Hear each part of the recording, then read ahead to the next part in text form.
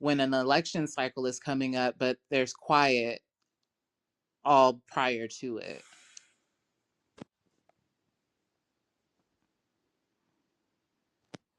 Yeah, yeah, yeah, yeah.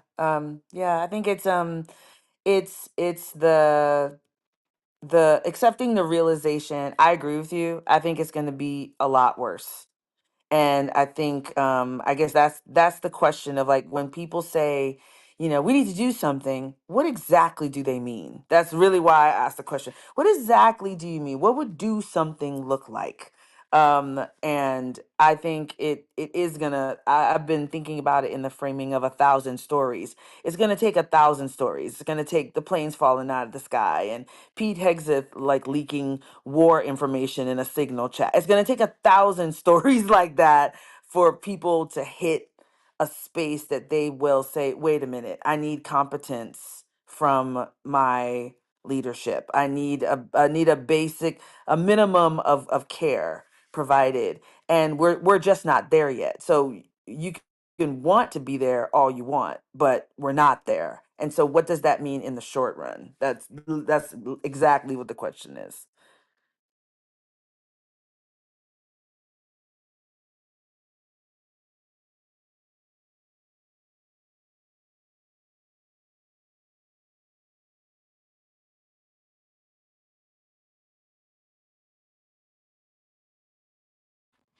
Briar, are you there? Because you didn't answer the question. I am, and I am. I think I will answer this, but I am running towards the end of this room. Ended up going a little longer than I thought it would. And so many people I respect join in. So, but I may need to go into listening mode for a little bit after this. So you're asking like, what's the short and long how to make this change, or was there a second question that I missed? No, no, only I'm only interested in the short. And if Yeah, there I is think in no the short, in that's in in the short term, I think it's operating outside. I think there's a 2-year window. I think there has to be active resistance. Um, I actually think that unfortunately where we're at, it has to be mostly straight, lawful protest, but also with real economic consequences, all of what's happening to Tesla. I think some general strikes and boycotts against companies that will back these people. Um, I think that also choosing, unfortunately, we're here where we have to choose, and choosing to support people that might be willing to take a risk and do good right now is powerful as well. I think being pragmatic and creating quick communities and a shared identity around what not just the resistance is in a reactionary sense, but what the constructive sense is. I think that has to happen where it's strong enough that very quickly as things start going downhill, there's a group that's uphill, and they're willing to stand by and support each other and sacrifice for each other and take joy in that sacrifice and supporting each other. So, I think that's where we're at, and I think we got a good year to get it together, 6 months, and sometimes that'll mean I'm going to be teaming up with Democrats and people that I don't identify with. Sometimes it might be uh, people that wouldn't naturally see me as an ally working with me as well, and I think that's where we're at, and I think short term is make sure that there's enough challenge in Congress to stop this, but there's enough character in that pushback in Congress that it won't just be an endless pendulum where how many people on this app like to say like we can't democratically be voting for our basic human rights each time. And if that's what we're doing, I think our country's cooked. It's simple. That's it. So I think there has to be a long-term vision built into there where we are constructing something better. And I think I'm going to be really honest.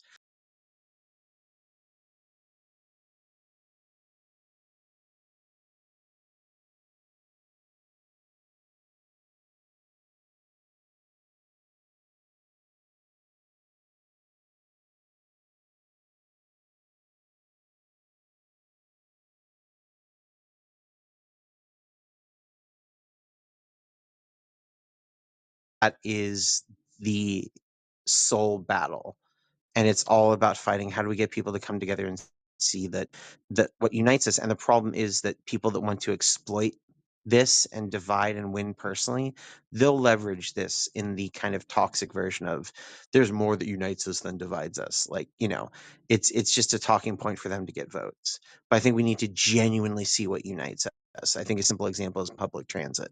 It's a win for everybody. Once you get it, everybody loves it. Nobody wants it to go away. They'll bitch about it and complain about it, but if you try and take it away from them, they'll be furious. So I think getting a decent public transit, that's a cliche example where it benefits pretty much everybody. Um, but there'll be like a car company that doesn't, and they'll create an identity around it and everybody will team up. So like you get Los Angeles, where they've literally just bricked off. They've built an entire subway for millions and millions of dollars and bricked off both ends because Ford and Chevy and GM teamed up and bought it and closed it down. So that's the kind of thing we need to do, is like reopen a Los Angeles subway, make it work, benefit everybody. But that's a little long term. Short things we can all win on: good quality education, easy access to healthcare, intelligent medical policy. Like, I think healthcare for all is actually a winning type thing for people to run on. So that's the type of thing I can envision. I wanted to share something I wrote that maybe responds to the question. I don't know, would that be all right? Should I take the silence It's as a all right with yes? me. It's all right with me. Okay. Okay. When the economy dies, the world can live. COVID was the sweetest gift. A terrible pandemic, a wonderful respite. In COVID, millions of people died. I mean, that happens anyway, but for those few months, we were allowed to care more than we usually are. In COVID, we were children, grounded. Our mothers wait a whisper shout, "That's enough." In India, they saw the Himalayan mountains for the In the West, the birds took over the parks. Who knew the city held so many? None of them documented, none of them afraid. Governments gave their people cash. The myth was broken. Turns out you do not have to work to live. In fact, it would appear our working is what's getting in the way of our living. We learn new ways to toil, bake bread, plant seeds. We were told to create pods, small circles for community to grow. 3, 4, 5 people.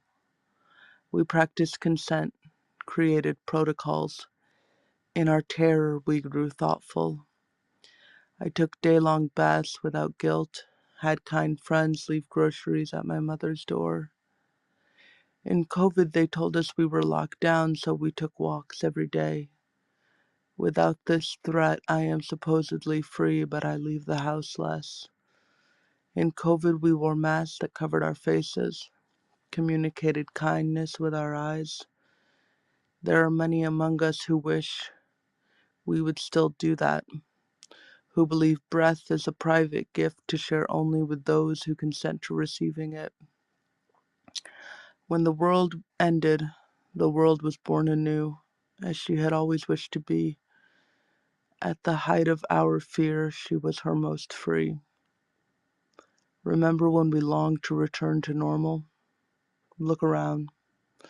Is this what anyone wished for? How long can we sleep through being shaken awake? What is worth protecting when saving what was puts us all at stake? How many times can we call a choice a mistake? Soon it will be too late, and only then will we be ready to begin again.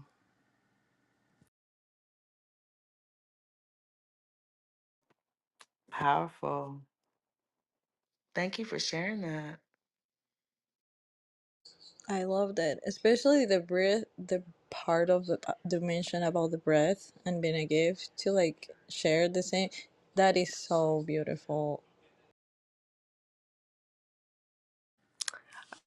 I do feel like it got a little classist in the middle because obviously that wasn't essential workers' experience. But yeah, But it was your experience. That's what it makes it like interesting. Mine was not like at all like that. It was a lot of trauma, but it is it's beautifully written. and it's kind of like the humanity within the crisis. So it's beautifully.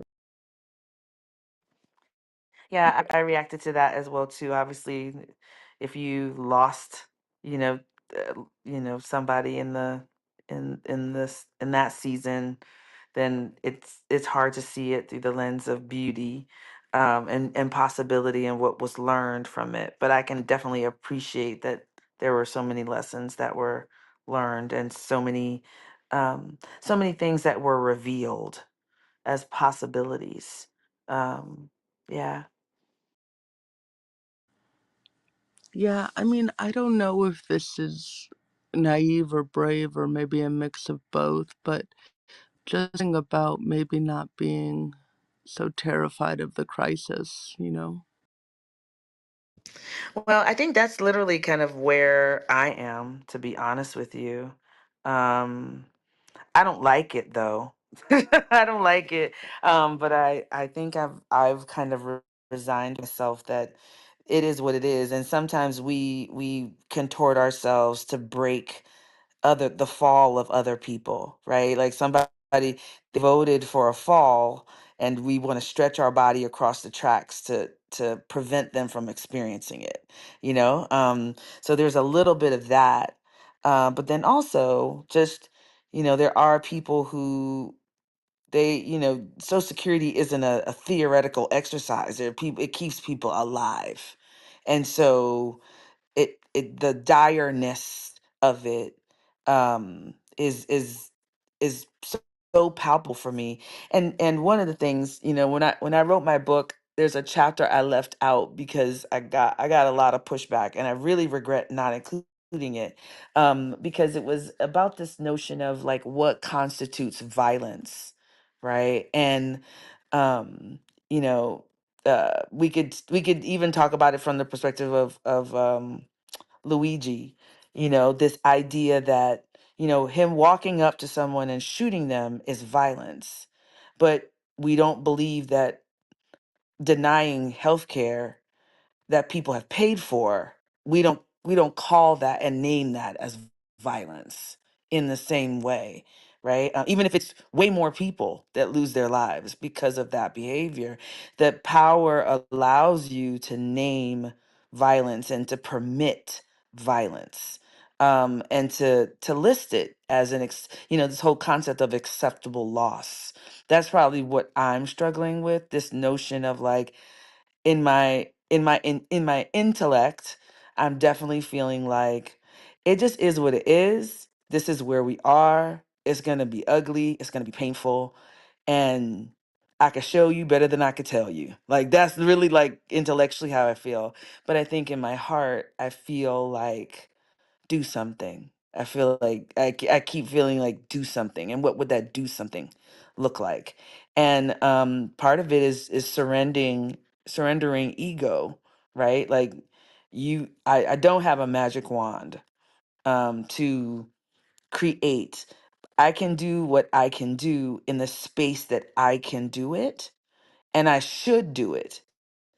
But my in my heart, I don't want the loss to happen. I don't want the pain to happen. And I think sometimes we cheat, our actions cheat people out of their lessons. So I'm kind of here for that too. Like that's a little bit in this space too of like people, there are farmers who didn't read what was for farmers, and they, so now they're caught up. I still feel sad, that they're going to lose the farm that their family has had for years and years. Like I don't want to be in a space of like, well, it just is what it is. This is how it's going to be. But so I'm having a little battle between my head and my heart, which kind of spurred the question. But I definitely appreciate what you shared in terms of challenging yourself to not see even what we would name as crisis. There are lessons and there's beauty and there's possibility if you allow yourself to see it.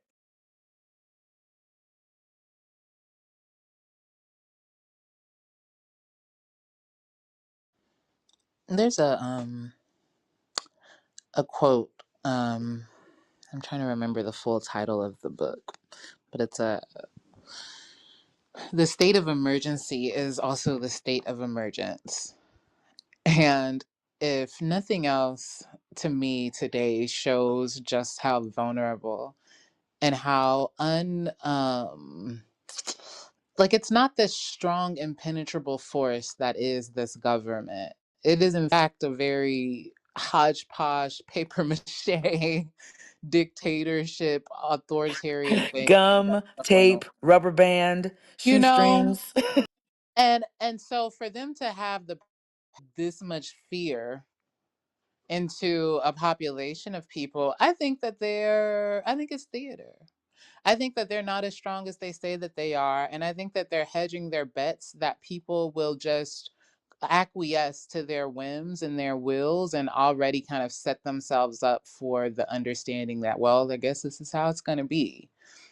And I'm never suggesting that we just like rest on the reality that, okay, well, I guess we have a full authoritarian dictatorship and that's just it. You know, like hopefully my neighbor will be okay. I don't think that that's what it is.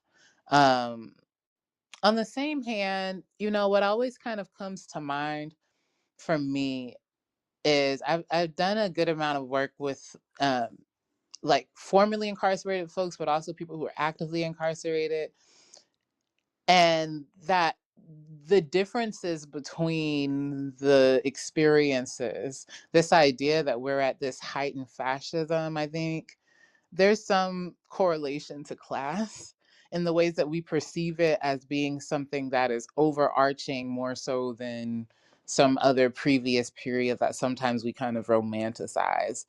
You know, the cages didn't start here.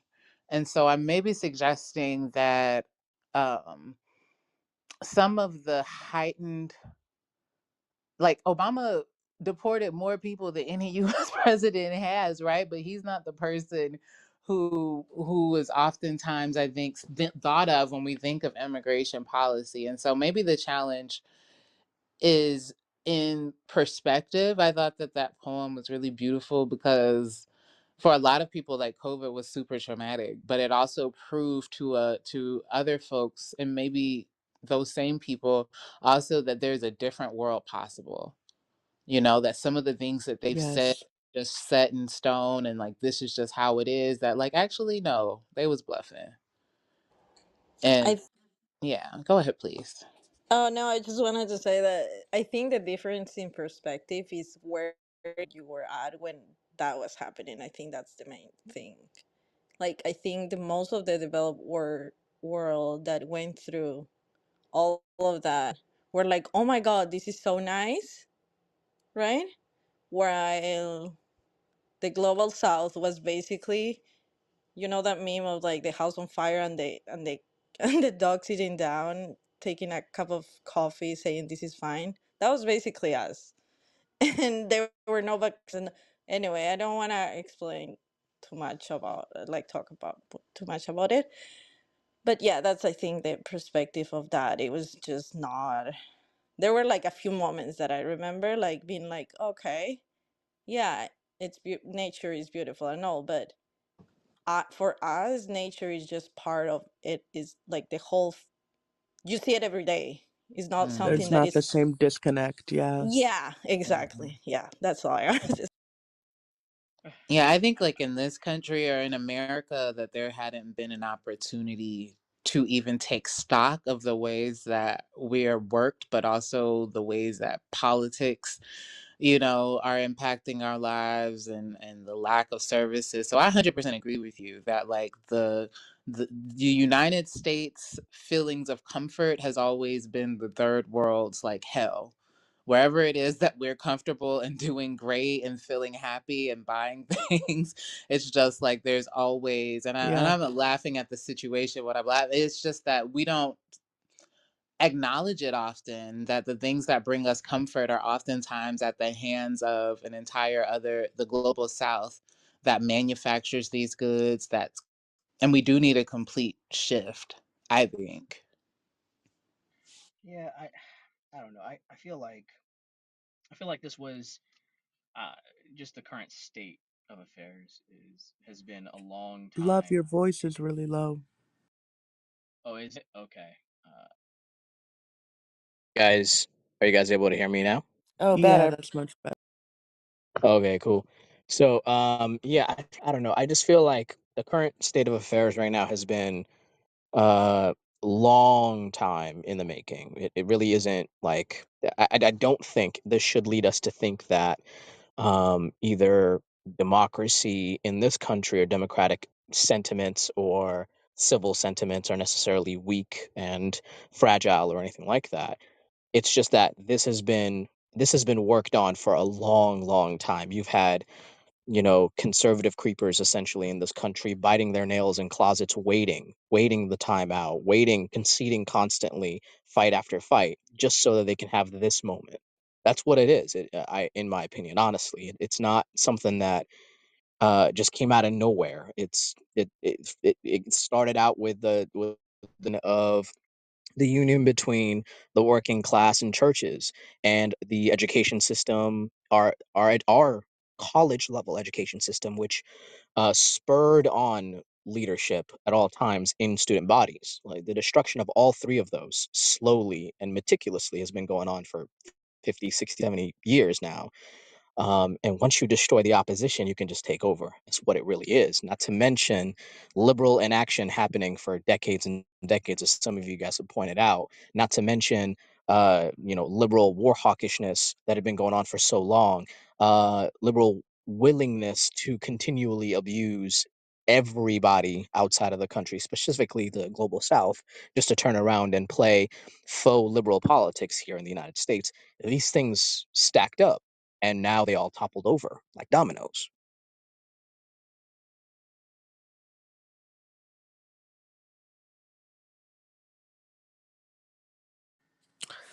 Yeah, for sure. I mean, I don't necessarily disagree with that. And, you know, even when, I mean, I think it was a very powerful line when Trump was like, when Hillary Clinton was like, you don't pay your taxes or whatever. And he was like, well, then why didn't you change? You wrote the fucking tax law. Like, you were right there creating the loopholes that I could take advantage of or whatever. I mean, I definitely think that it is useful to have more of a class analysis in terms of who represents us. I mean, look at who's representing us right now. They're doing a failed job at it. That's who's representing everybody who wants to oppose the current regime. But they have no, they're in shambles. There's nobody leading anything right now. The best thing you got going on is potentially, in my opinion, the the probably limited time union between Bernie Sanders and AOC. We'll see what happens there. But aside from that, you got people like even Gavin Newsom over here getting chummy with the right. Like it's a joke, to be honest.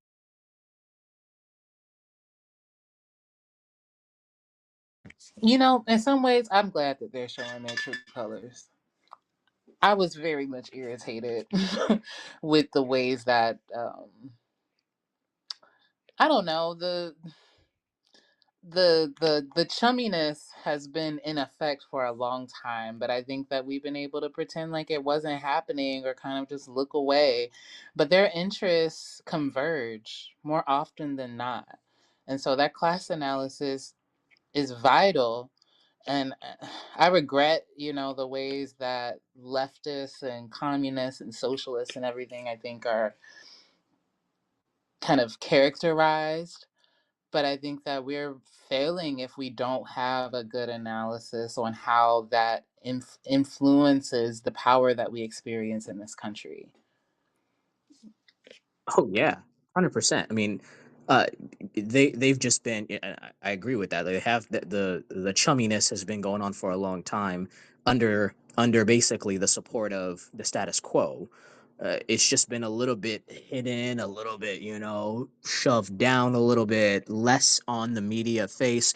Yep, people would have. I mean, people knew for the longest time that Chuck Schumer was a schmuck. You know, he wasn't a fantastic guy, and he was just sort of centrist liberal that wasn't willing to do anything. But nobody was expecting him to literally betray his own party to go ahead and side with the right on the budget. Nobody was necessarily expecting that. Nobody was expecting what Gavin Newsom recently did. Nobody was expecting a lot of the most recent actions that were so open faced and public. And that's what I'm talking about. Like now it's happening, and I agree. I'm so happy that they're willing to do this as forwardly as possible, as publicly as possible. That way, all the people that have been lulled to sleep thinking that there were left right politics really happening in the United States have to deal with the fact that it hasn't been. It's just been right center politics, right faux center politics, and an unwillingness to actually make any real changes.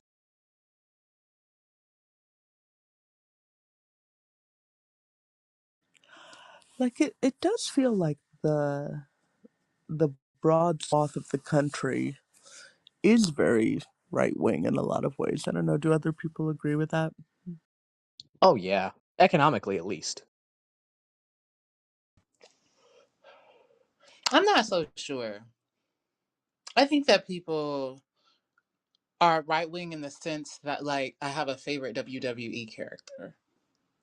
You know, like in terms of actual analysis of the politics that they're voting for, when you realize that the average reading level in this country is what it is, I think that the ways I, I try to spend time in multiple places because I enjoy learning in academia. You know, sometimes I'm in that space, but I'm also thinking about, okay, like what are regular, average, everyday people who are just like on the streets? What are they talking about? What are they thinking about? And I think that there's been an intention towards dismantling education, and also the type of education that people are able to receive. And so, by and large, I don't think that many people are as politically educated as we'd like to believe that they are, especially in terms of like what the outcome of their actual politics will be.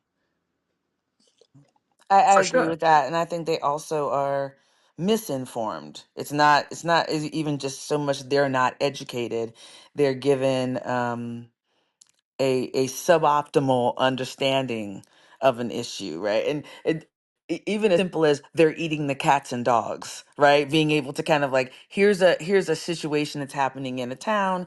There are moving parts here. Let me explain to you what's going on. It's not that they don't know anything, it's that they might know something that's untrue and inaccurate.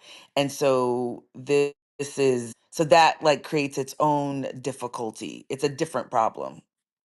Yes, because informing people is one thing. Re-informing and reorganizing people's incorrect thoughts is a whole other thing, and that takes a lot more effort, in my opinion. I fully agree with that.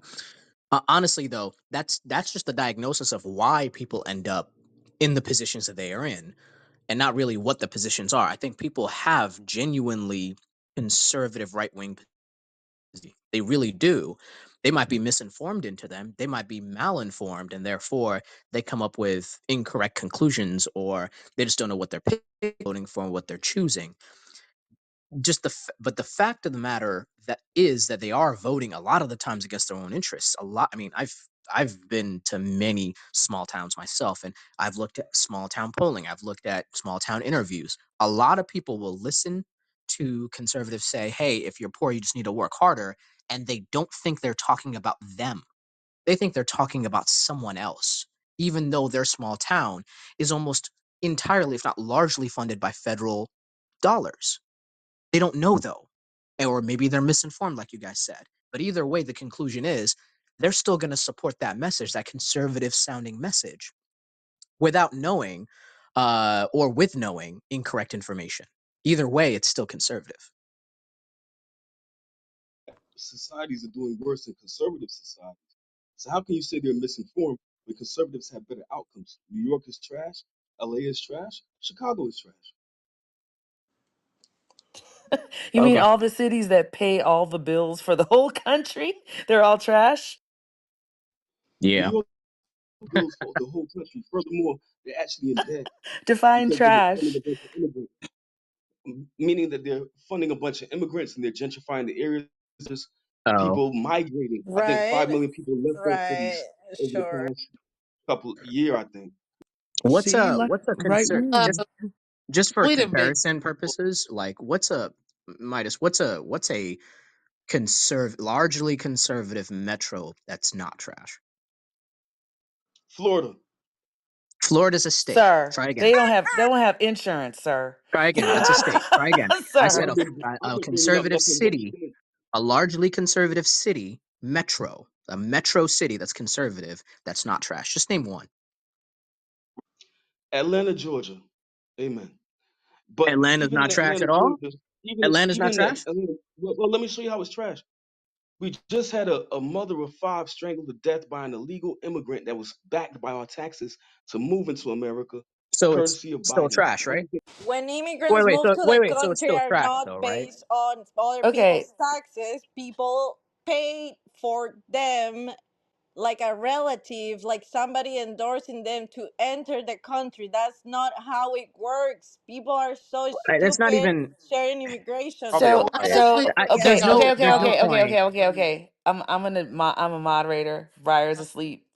I don't have the Midas. I'm tired. I don't have the patience For tonight. real. Right. I don't have the You patience. There's can't no For I point don't in have the real. debating that stuff. bandwidth. you can't defend the You stance because clearly Biden want a funded different a bunch of experience immigrants. than we are And prepared to see, offer do you have today. anything to say to the mother who died? So No, yeah. Do you have anything to There's no say to the reason to mother go who in died? depth. To be fair, Midas. There's no point in going in Any depth like what condolences to the Nizna mother who was about to died do. by an illegal All I was immigrant asking parent? was a simple question, right? And I think you answered it exactly as I expected. You said a city, and then right afterwards, immediately backtracked to call it trash Well, anyway. I brought Again, up try again one states. more time. Just I brought up any states. Why did you conservative want cities? metropolitan city.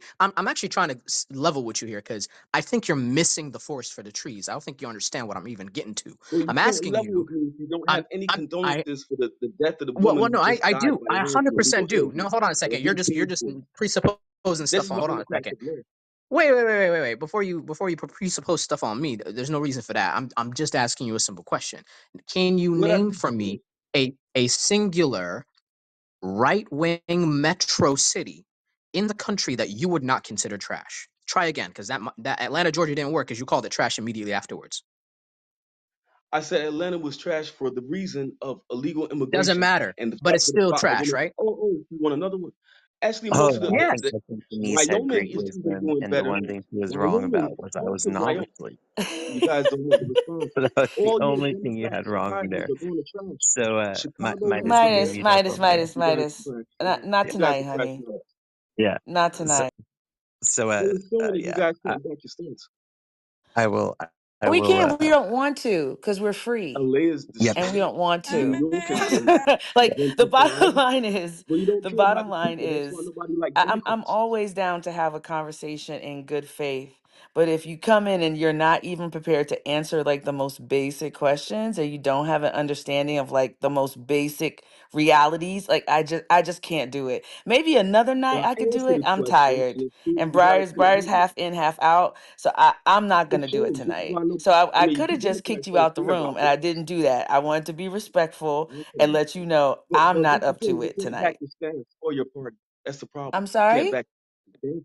You can't back the stance. You can't back your party. You guys don't care about Americans, and this is why Democrats lost. This is why your party is Okay. in Okay. shambles. Yep. Just You're like how right. you You guys said. win. Okay. Thanks. Thank you. But I would throw him from the room, Denise. You are my. I was like, what? I'm not up to it tonight, sir. I'm only going to throw out two, but I'm sitting here being quiet. I I'm going was to capture just somebody gonna else. tell him that we support murder if immigrants do it. He's not interested, and that's the thing, right? Like I want to, like, I honestly, legitimately, I want to hear what other people have to say. I just can't do the ill-informed. It really just rocks me. It rocks me. It makes it so hard to have a good faith conversation where you can be like, what is happening? Where do we actually disagree? How can we find some common ground?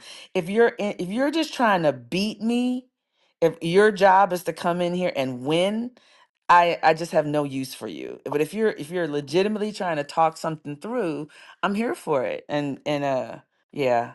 That's why I don't do Sorry, the partisan stuff anymore, Denise. I'm just too tired of trying to maintain it. Like it's too it's a tired. lot. Yeah, yeah, yeah. It's a And lot. And we didn't do you the could, adolescence room, Briar. We gotta talk about. We gotta plan. Oh oh, yeah, you guys About should that do that one. Yeah, I have thoughts.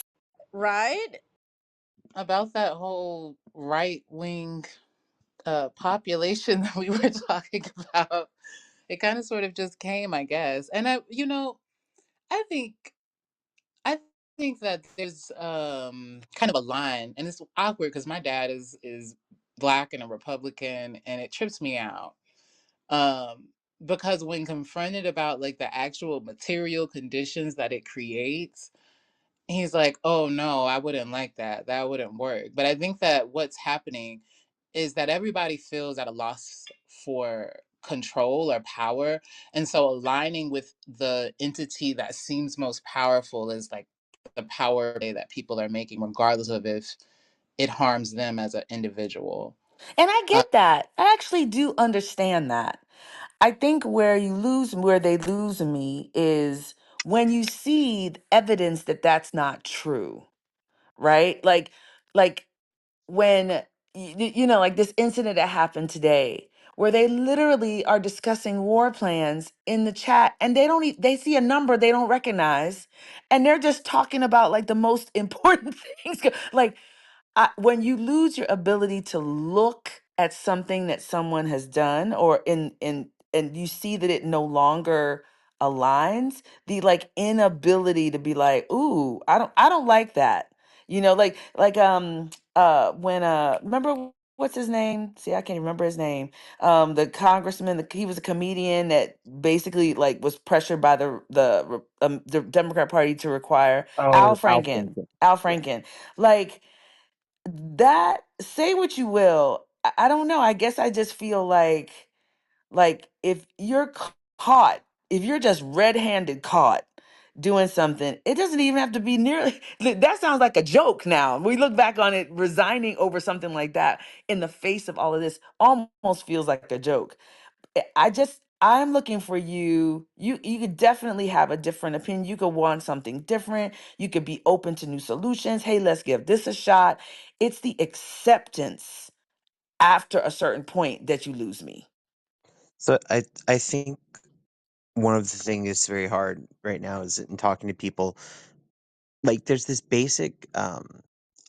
I don't know how to say this except with math. So Denise, please help me translate because I know you'll get it and maybe you can help me translate it. But it's like somebody's doing things X for reason Y, and they assume that if somebody's not doing things X, it's because they don't like or care about reason Y. And so you'll see that with like, say two people go to the store and one person brings, I don't know, they bring their recyclable bag, and the other person goes and grabs a paper bag, and they're like, "Oh, so you don't care about the environment? You don't care about money? You don't care about any individual responsibility whatsoever?"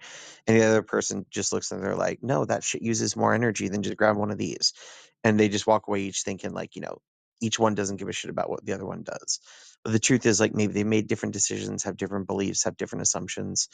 And I think what happens is on here we assume that not just that they're doing it because they don't support that, but they're doing the opposite.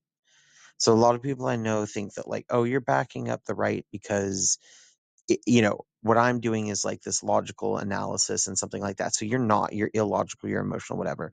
But a lot of times I think people on the right, and this is something I've realized, I told a counselor, friends, a lot of people that if like Harris loses and I have to deal with another Trump presidency, this is going to hurt me. Like if Trump saved me money on taxes, uh, improved my housing situation, healthcare, job opportunities, all sorts of these things, I would still be suffering because just having him as president hurts my soul, hurts me.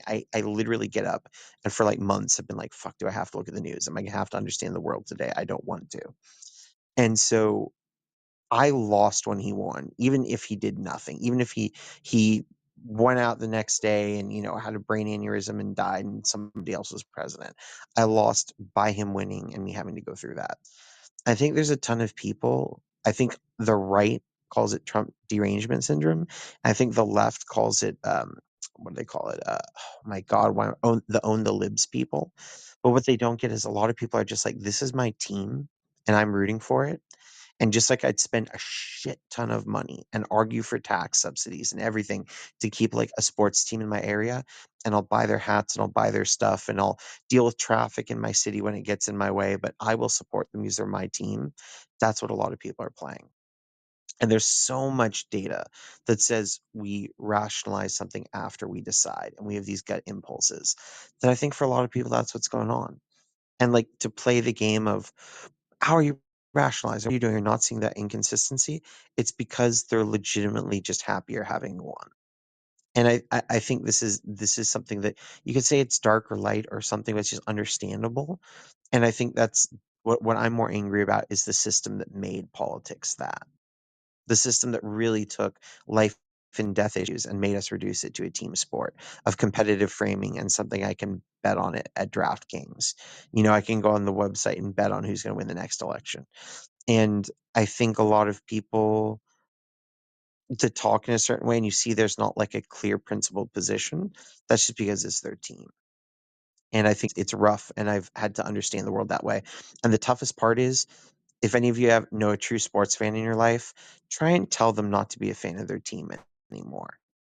Like they're gonna die before that happens. They'll end a relationship before that happens. And unfortunately, I think that's where we are, and that's why I say something that I think a lot of people think is for a different reason. Like earlier when I said, can we get this out of the framing of partisan politics? This is why. Because if the identity and the movement is tied to a D and an R, there's two teams, and you can't always win in that. Somebody will be born into a culturated, want to be oppositional. But like if we stand for not having children die and we stand for having more money in our pockets, and I stand for like being able to own a house and not rent forever and feeling in poverty, like, those are the things I stand for, then I can do the calculus if I achieve them. Yeah, I remember there was I think there was a time, well, I say I remember, but I just mean historically speaking, there was a time when two people would run against each other for presidency, and the person that won became the president, the person that lost became the vice president, and then they had to work together. That was cool. But that's Wait, history what? now. When was that? I don't. In A America? lo- Yeah, that Oh was a yeah, yeah, long yeah. time ago. Yeah, That that's was how it that that's was a how it all long time started. ago. Yeah, I remember there was a time like that. That was cool. That's not a thing anymore. But hey, there is a cool new idea. Pretty sure it's called ranked choice voting. That kind of helps too. Shameless plug. I mean that's cool, but it's not going to stop that. Like there are literally states that have ranked choice voting already, and they're just as partisan. And it gets to be like which partisan in my party, but you don't notice that there are all sorts of benefits. There's weird calculations you can do about ranked choice voting, and I only know so much about this because I ran an organization that we changed our voting system and we rejected ranked choice. We went with STV, which is Scotting transitional voting or Scottish transitional voting. And so there's all these different voting systems. There's more than you can imagine. They're all trying to solve problems and others of them. But like when our organization adopted this and when other ones do it and when states have adopted that, it solves some problems. It doesn't solve the actual two-party system. I mean, and just like for anybody who wants to read it, read Washington's farewell address.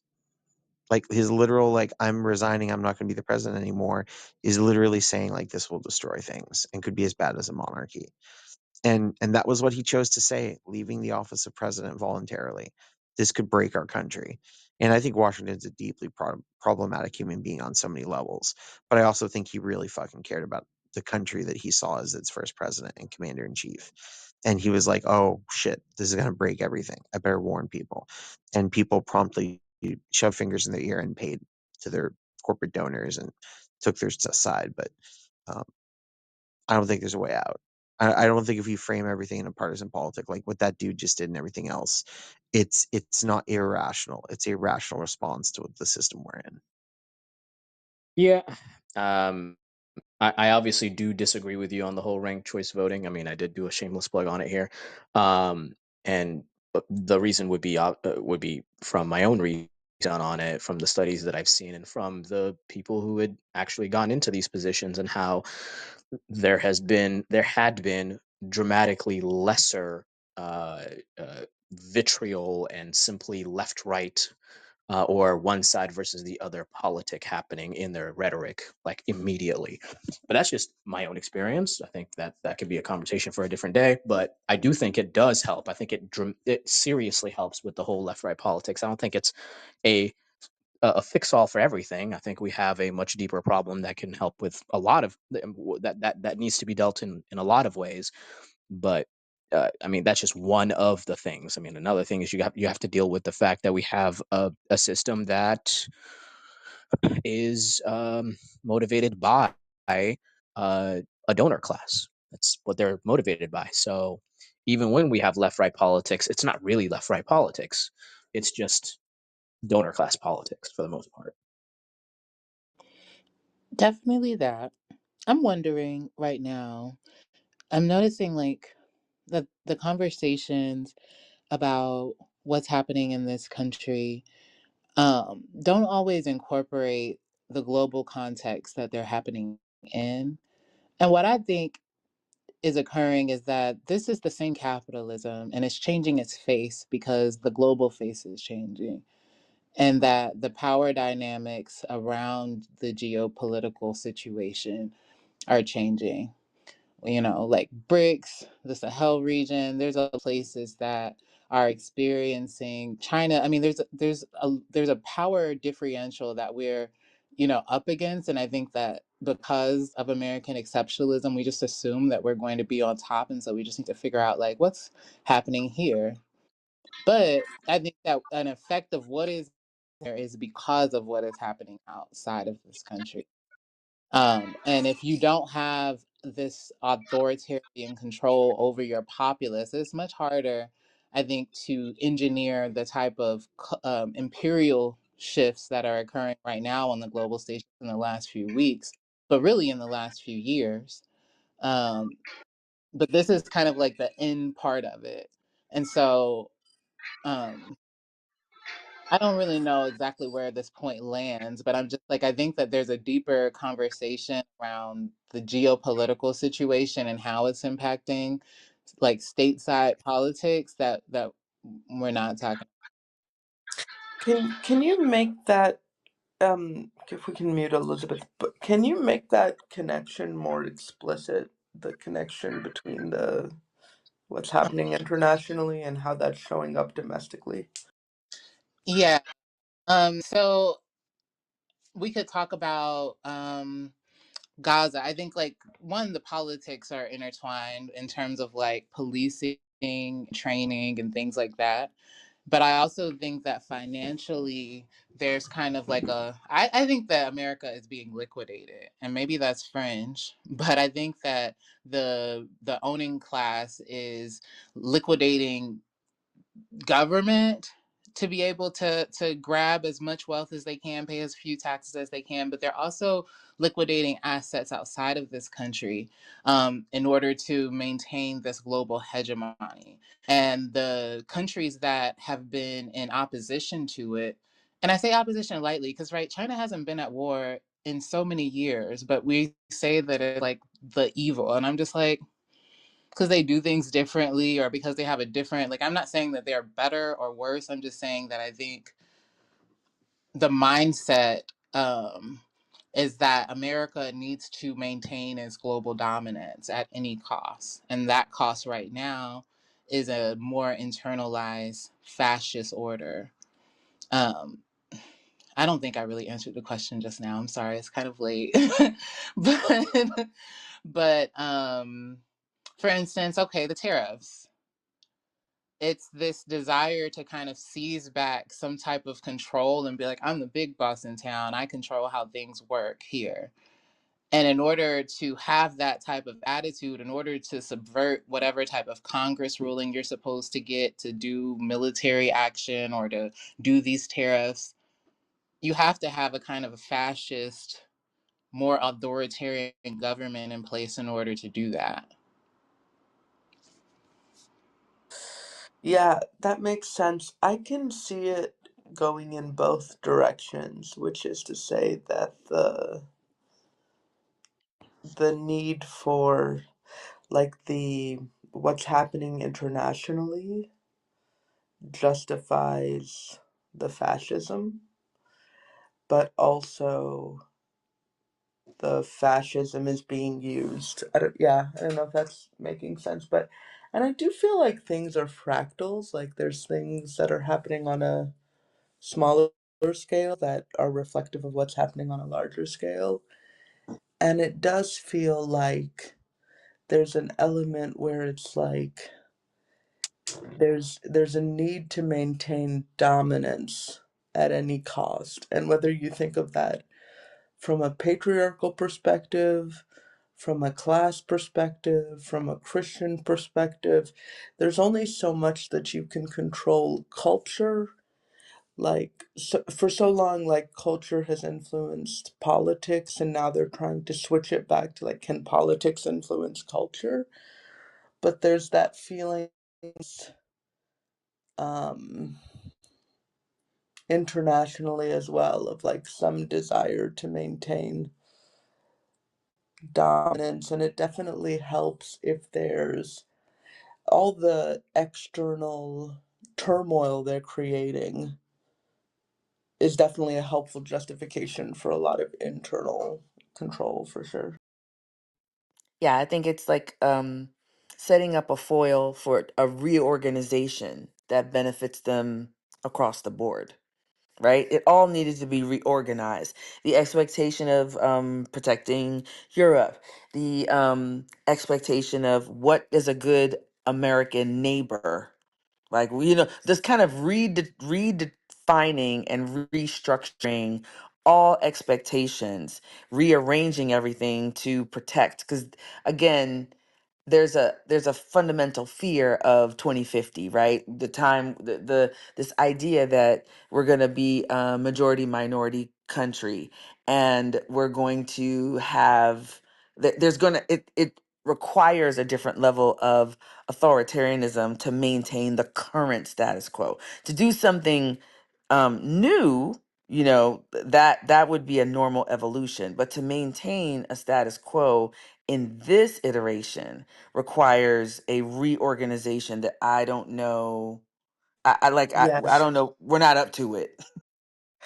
like because we actually have moved so far as a culture, Exactly.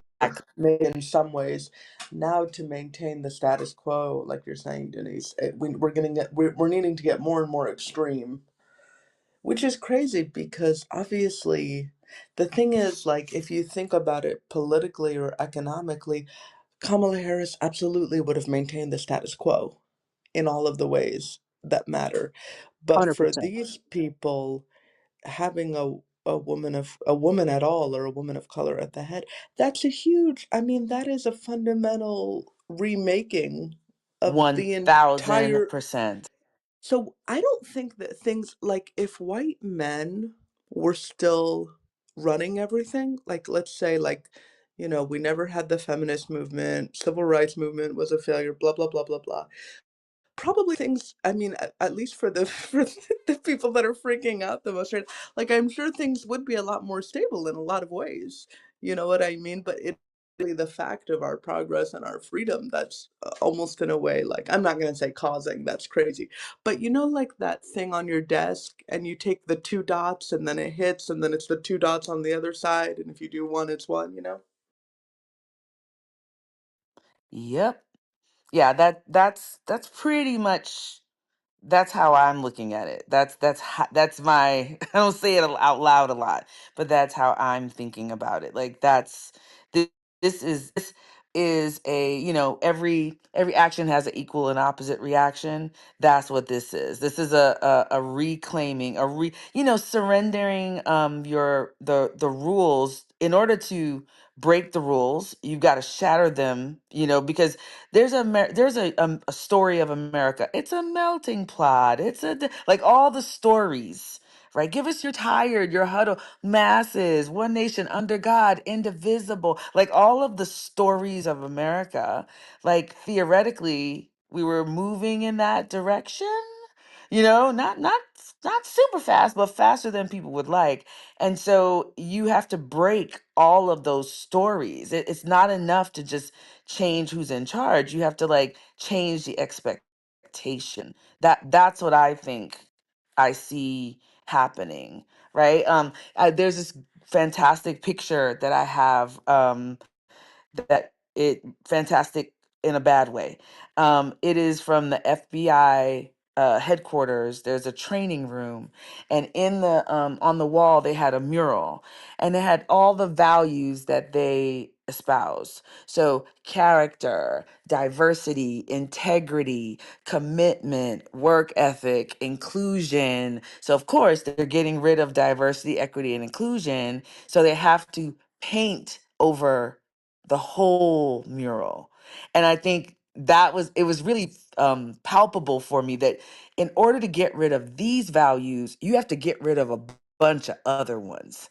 And that to me is what I see happening right now.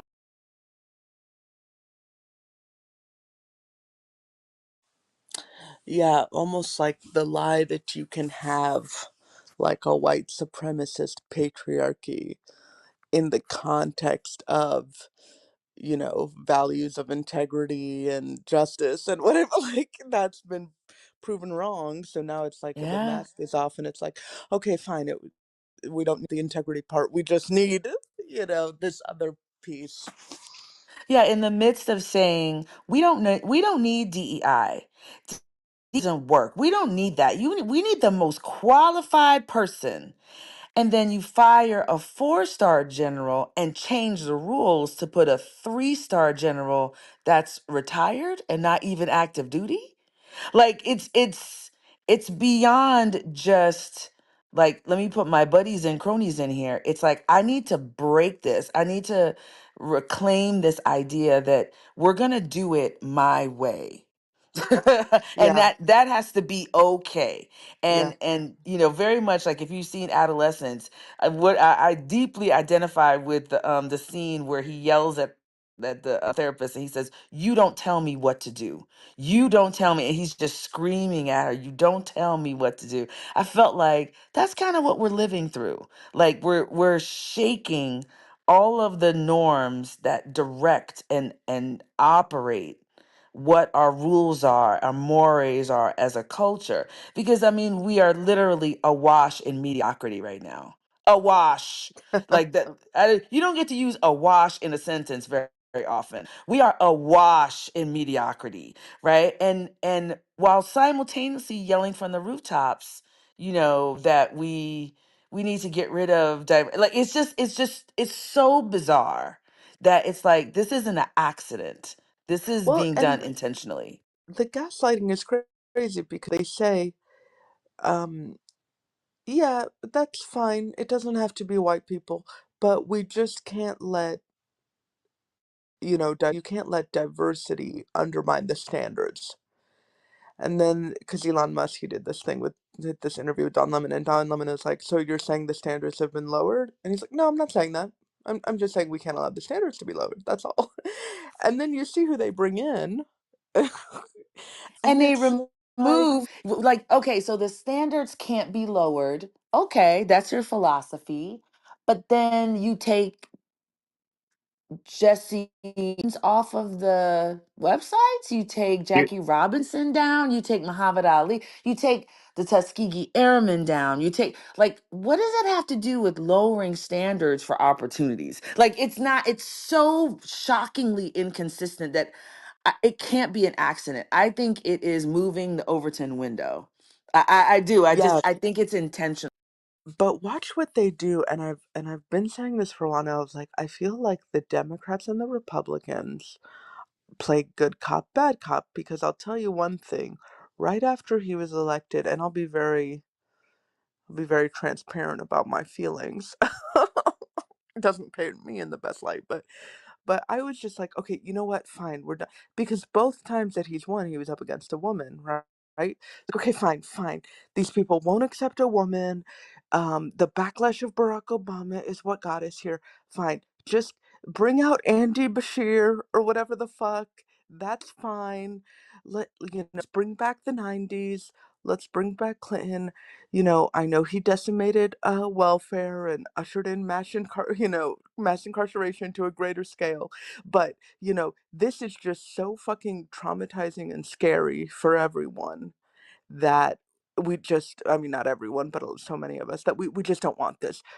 Just just bring in, yeah, the white guy from Kentucky will be fine. You know what I mean? And that is part of their fucking Not the scheme. white guy And from that is part of their Kentucky. scheme. Okay, fine, fine, fine. He'll do. He'll do. And this is how these people work hand in hand to keep us like, it's like, drive it off the road. Well, don't you want us to drive it back on the road? And the whole thing.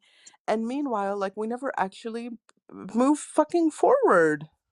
This is why I was saying earlier, Denise, I don't want to phrase it as Democrats and Republicans, because I think, like, when I was a kid, I came to this very clear understanding. And I say kid, but I mean like 2021. I'm like, oh, fuck, the two-party system's totally broken and screwing us all over. Like, there's no win, there's no loss. It's fundamentally awful. Oh my God, maybe that's what my whole life's calling should be. And nowadays, I just view it like, the Republicans are like, hey, you see that cliff over there? I'm going to attach a small child to a car and hurl it off and yell at you for throwing the small child off the cliff. And then It's the, like, I'm sorry, Briar, please continue. and then the Democrats are like, hey, can we put a sign over there and maybe a barrier? And the Republicans are like, oh, that would be so expensive. And look at the child that just fell off the edge. And the Democrats are like, well, maybe we'll just put a small sign. And maybe we should, I don't know, not tie children onto cars. And they're like, why are you trying to take my freedoms? Let me toss another child over. And the Democrats are, no, we're definitely putting up a small sign.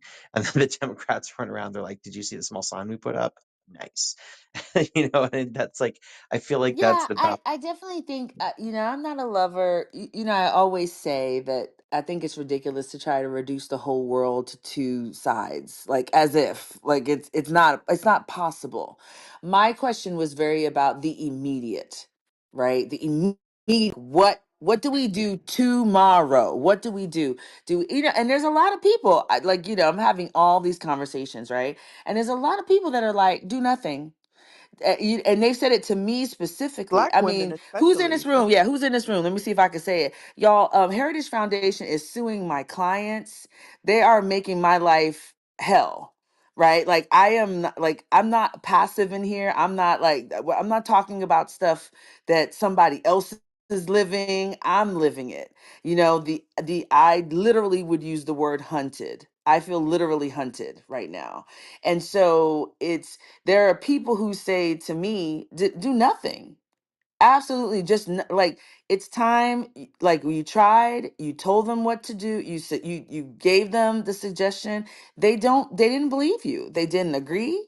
They didn't accept it. So now we just have to let it play out, right? And that's a real thought process. That is completely fair.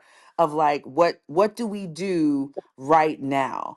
And I guess what I'm asking is, when people say like not the two-party system, what I want to, like, I'm very interested in, like, so does that mean that you agree that we just kind of do nothing and wait and let it play out in the way that people are suggesting to me, or that there's some other kind of interim movement or activity? That's the space from whence that question came. Not because I think the two-party system is some kind of magical bomb. I don't. I do think though that this moment that we're in feels beyond precarious.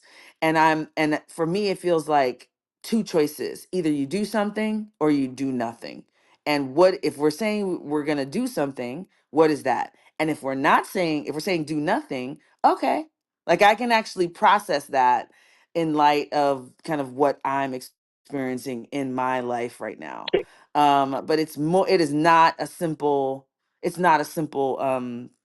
like, I'm not in love with the two-party system. I hope no, I don't want anybody to take that away That from my wasn't what I question. My stated. question That is wasn't what I stated. is specifically about this moment, and what we want. That wasn't meant to be shade at all, Denise. It was more of like explaining why I was more thinking about those two dudes that were here earlier, and I was saying like, hey, let's not do the Democrat. I don't even know if you were here yet, but I was like, they want to start getting into how the Democrats should have won with Harris and who made the mistake. I'm like, I don't want to the room on this. I'm so over the partisan. Like, y'all can do that elsewhere. But I wanted to comment on something you said a moment ago, Denise, about I started thinking about this with DI, and they talk about taking down woke things, and then you look what they're doing, like, oh, we removed reference to the Enola Gay. We took the T out of the LGBT in the Stonewall riots, even though it was trans people that did the activism. We took down Jackie Robinson. We took down references to Muhammad Ali. We took down XYZ. And it's like, what's in common with these? Well, the Enola Gay is a ship, but it has, I guess, the word gay.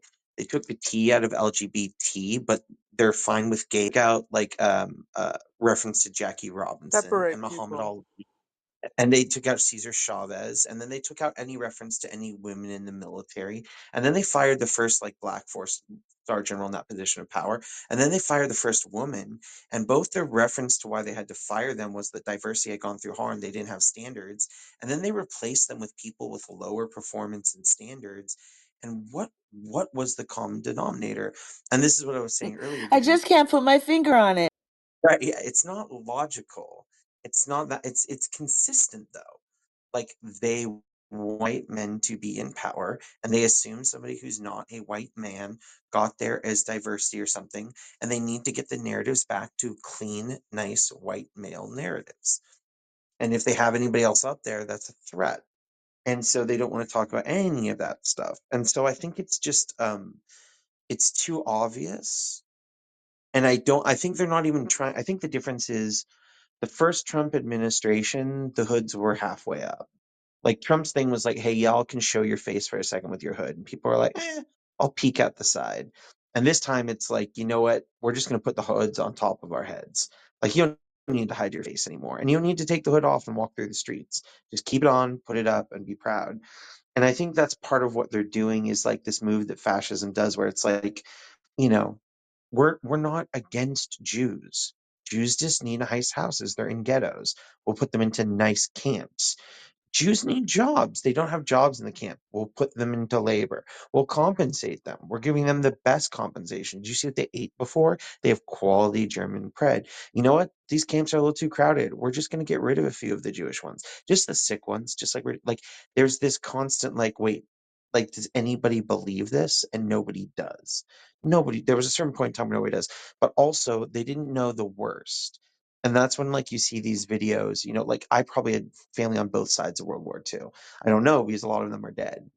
But in that, you see these videos of people like sitting there watching the tapes, and you see people picture like vomiting, passing out. One of my relatives, one of those was a woman who helped screen those for the German people that were at Treasure Island in San Francisco. And she told me like of the stories of all these people that just straight up killed themselves.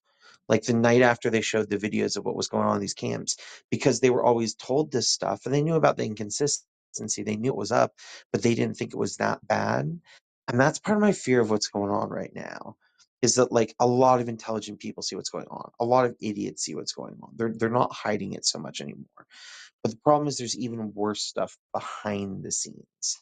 And that's my fear is that one day, maybe not far from now, maybe like after this administration, if there is another one after it, who knows what's going on anymore, we're going to look back and go, oh, and Elon Musk was using AI to scrape all of our security numbers and make a database and running this through his private corporations to train his AI so he could get into space and like colonize and manipulate people. Oh, and by the way, they were getting all their data so they could blackmail us and utilize all of our information through the IRS to try and go after their opponents. Like that's the type of thing where I'm sitting here, just they got rid of all the people that did accountability and all the foreign transaction laws. And all of a sudden, they started softening up on Russian oligarchs and authoritarians. And they started funneling like multinational authoritarianism. And that's the type of stuff where I think right now, I think it's so prudent to write down best case, worst case, what do I think will happen?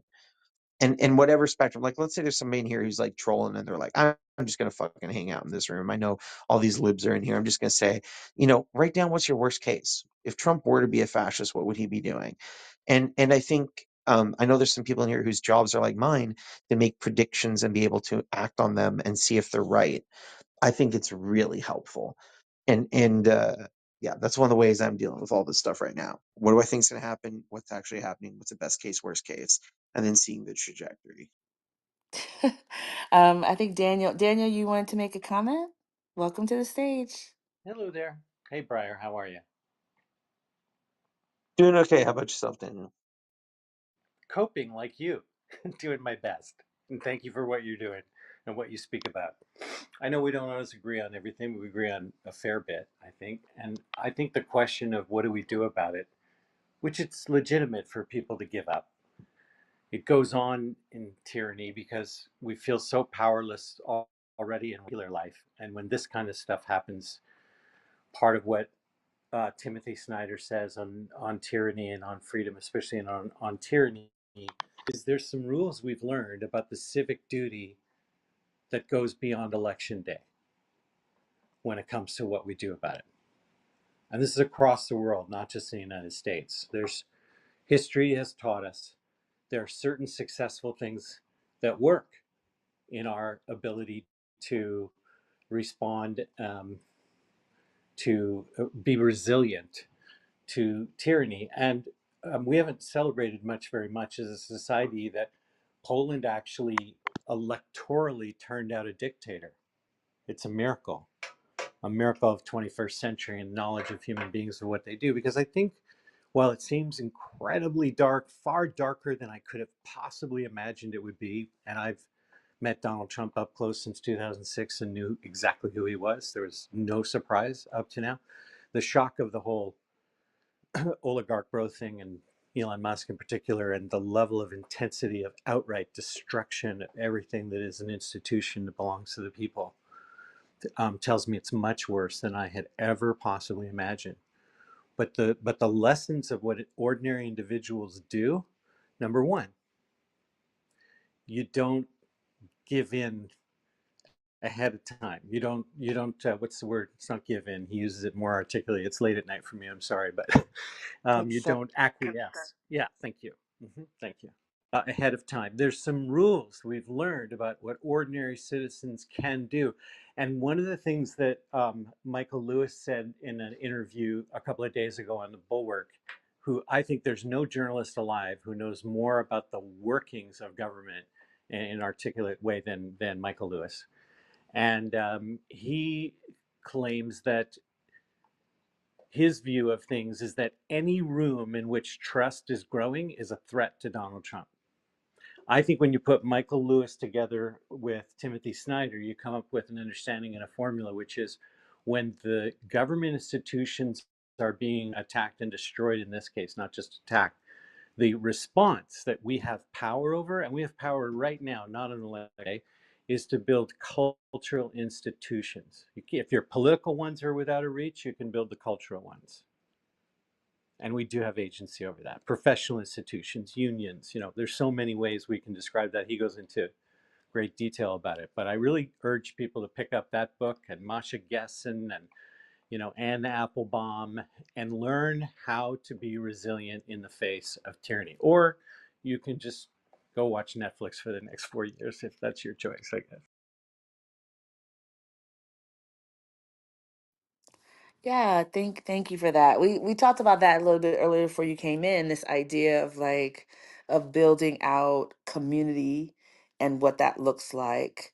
Um and it's funny because I was as I was listening to you use the word resilience, and I thought, is that what I'm asking? And I hadn't really thought about it till you use that word, because for me it's not really resilience as much as it is strategy, as much as it is timing, as much as it is pacing of effort. That you know do we believe this has to get before we will get critical mass? Do we think we'll ever get critical mass? Like I think it's not really a question of like, am I up to it? Am I discouraged and am I up to it? As much as, are my efforts valuable Yeah, in this season you in and the I are. same way they might be 6 months from now? Yeah, you and I are actually quite in agreement because the strategies I'm talking about in on tyranny are to achieve resilience, right? To make ourselves more resilient, to make ourselves less apathetic, and like what you're talking about, more meaningful. because I don't think people think even on election day that they have enough agency when they do. I don't think they realize the actual power they have. All the things that are going on in the streets right now are absolutely making an impact. They absolutely are making an impact. We have places in Idaho, that have bursts of people out in the streets just in up in arms. Like, I'm telling you, it's like what's going on in the streets matters. It affects things. It doesn't feel like it right now, but it really does. That's what I'm just saying is it's civic duty is not just on election day. That's the I like the strategy. optimism, Daniel. I like the optimism. I'm here for it. I'm here with you too because you're practical when you talk about strategy. That's not hope. I don't think I'm talking about hope. I'm talking about how to get shit done. There's a phrase that they said in the Arab Spring. No matter what we think about the outcome of the Arab Spring is still also an amazing 21st century phenomenon. And they used to say, the people have more power than the people in power. And they would chant that over and over and over again. The people have more power than the people in power. It's really true. It's not an idealistic statement. Even Putin is worried about people in the streets, right? Even Putin. So tomorrow I'm gonna talk again to a neighbor. Because, by the way, if you have never lived through an actual inflation, that is the first thing you need to do. Because, like, when things get so bad, like, your money doesn't value anything. Like, it has no value. Money has no value no matter how much money you have. Money doesn't have value because you cannot buy anything during an inflation. And I Is mean, that if in you have a Venezuela you're garden, referring to? you can. Is that in Venezuela you're referring to? No, it's not. No, I'm not. I'm not just referring to Venezuela. It's mostly in like every crisis, like in the 80s after terrorism in Peru. The inflation was so bad, you basically trade, I don't know, like a kind of tuna for if your neighbor had soap, you trade it like that. Where Um, world are you referring to? Just so I'm clear on what you're referring to. where?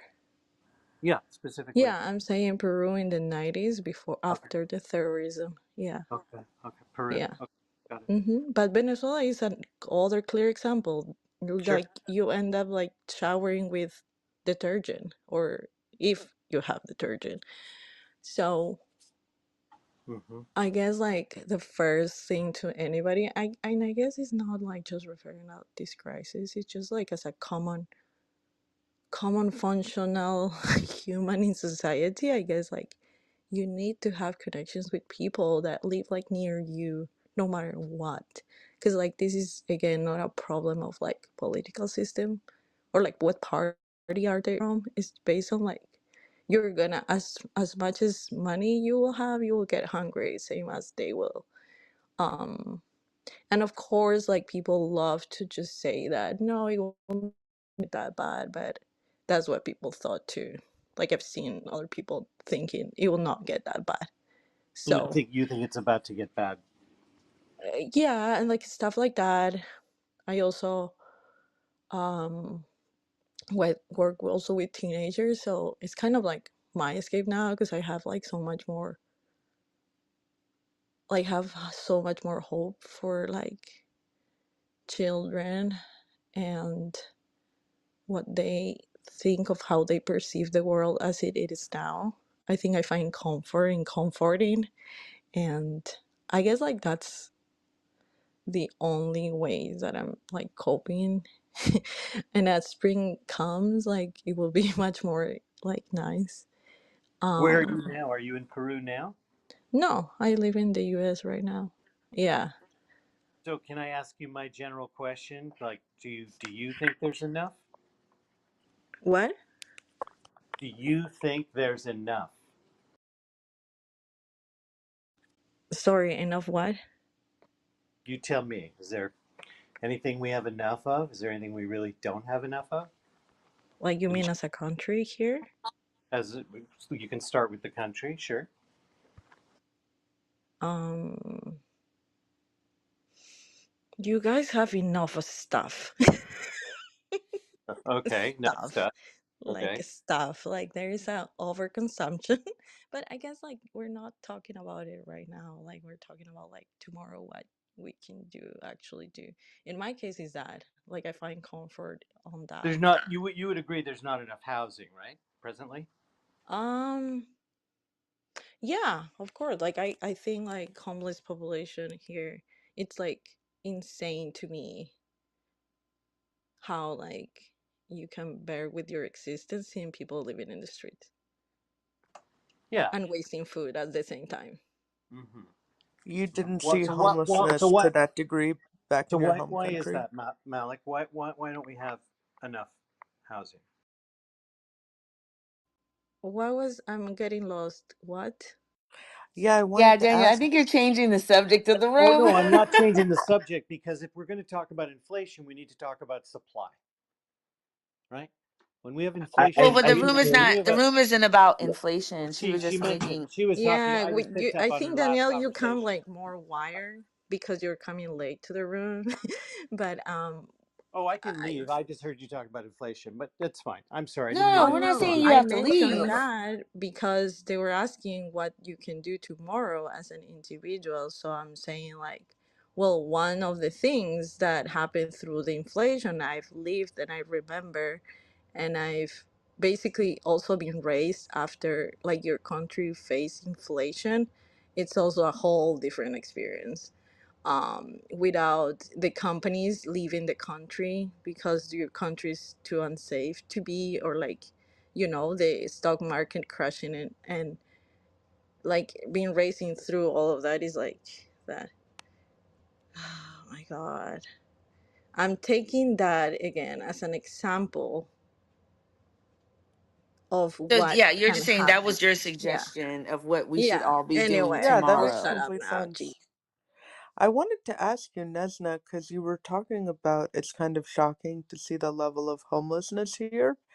And I wanted to ask, like, is it not to the same degree in your home country?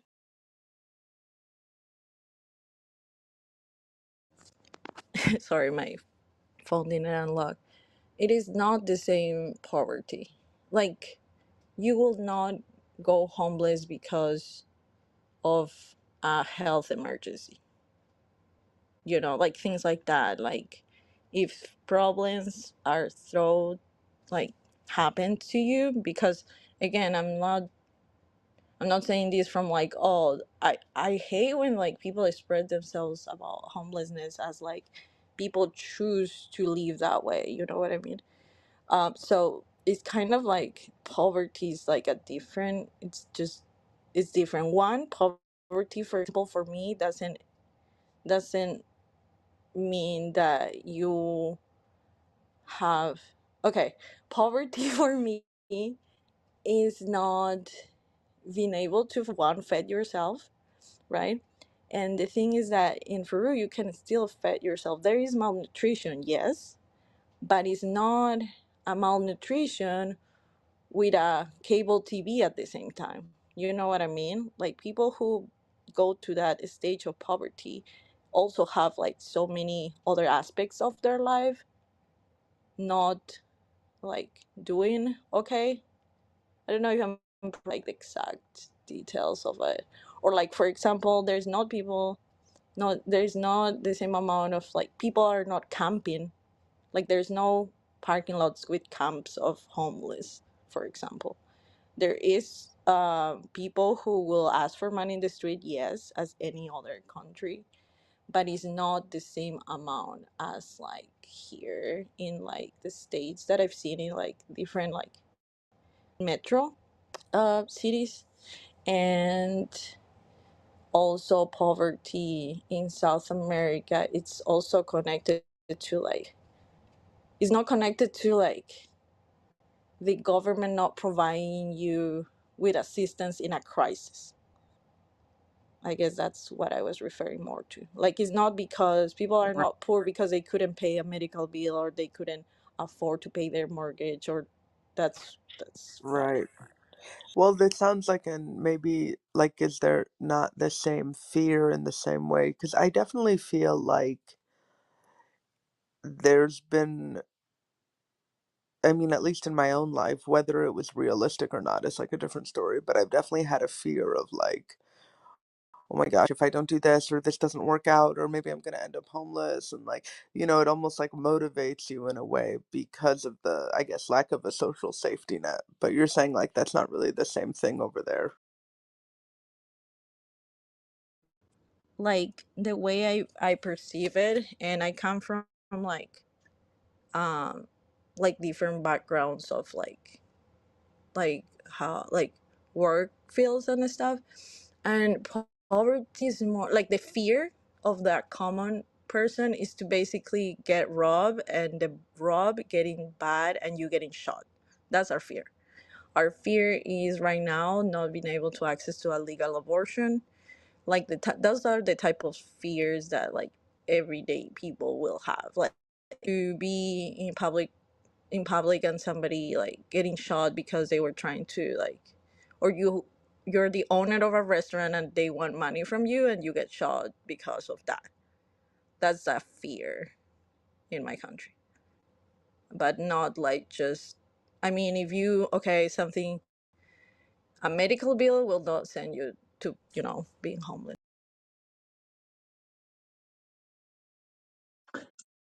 I think there's also, when you look around the world, one thing that's really tough to calculate is that suffering, value, and wealth are all relational and relative to.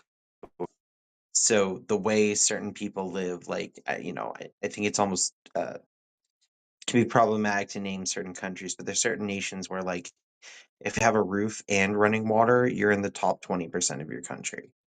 And so having those two are a luxury. And then you're in another country and it's like, well, if my high speed internet isn't over like a gigabyte and I don't have easy access to public transport, I'm struggling. And what's really hard and actually difficult to talk about is there's pretty good data, but as long as you can, like, I've heard it kind of phrased like this roughly.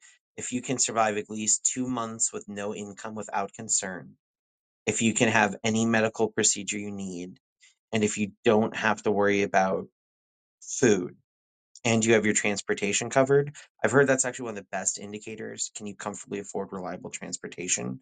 If you have those needs met, then having more or less money doesn't seem to really get you more or less happiness after a certain point. But what they find is that, like in the US and elsewhere, like there's recently been a bunch of studies that kind of showed, like, all those studies were wrong, that the wealthier people are actually happier.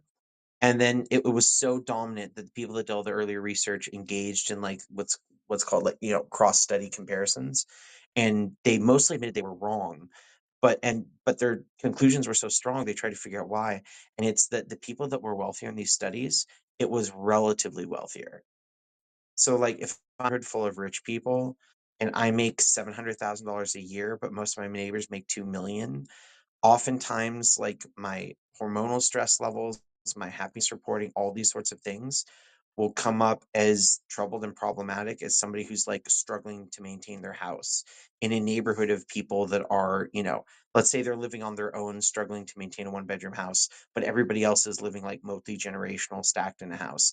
That person actually feels better off and has, like, biologically actually better health markers than the one who's like the poorest rich person in a neighborhood, which brings up some really interesting ideas, like, do we want to create policies around forced equity? And what's really, really fascinating is we normally associate, like, this being a very leftist position. Like earlier, we were talking about what's leftist, like social democratic country or communist country. But if you actually look, Singapore has the strongest regulations around this. Like Singapore and some of these Asian countries that are actually very pro business. Like their businesses actually get to elect people to their government and they actually get an X number of Congress. Think how wild that is. Like their companies actually get extra votes. And they have forced racial quotas for housing. They have forced settlements, so no house is that much longer in their major neighborhoods. They have forced requirements around, like, distance from public transport to make sure everybody has equal access. So I think there's this weird, like, adding on to the complexity of all of this is looking at that relative suffering and deciding what type of society do we want. Do we want a society with hyper inequity, so it motivates everybody to desperately struggle and be miserable trying to get up there, and the few people who are the wealthiest in that area and the people at the bottom always feel miserable?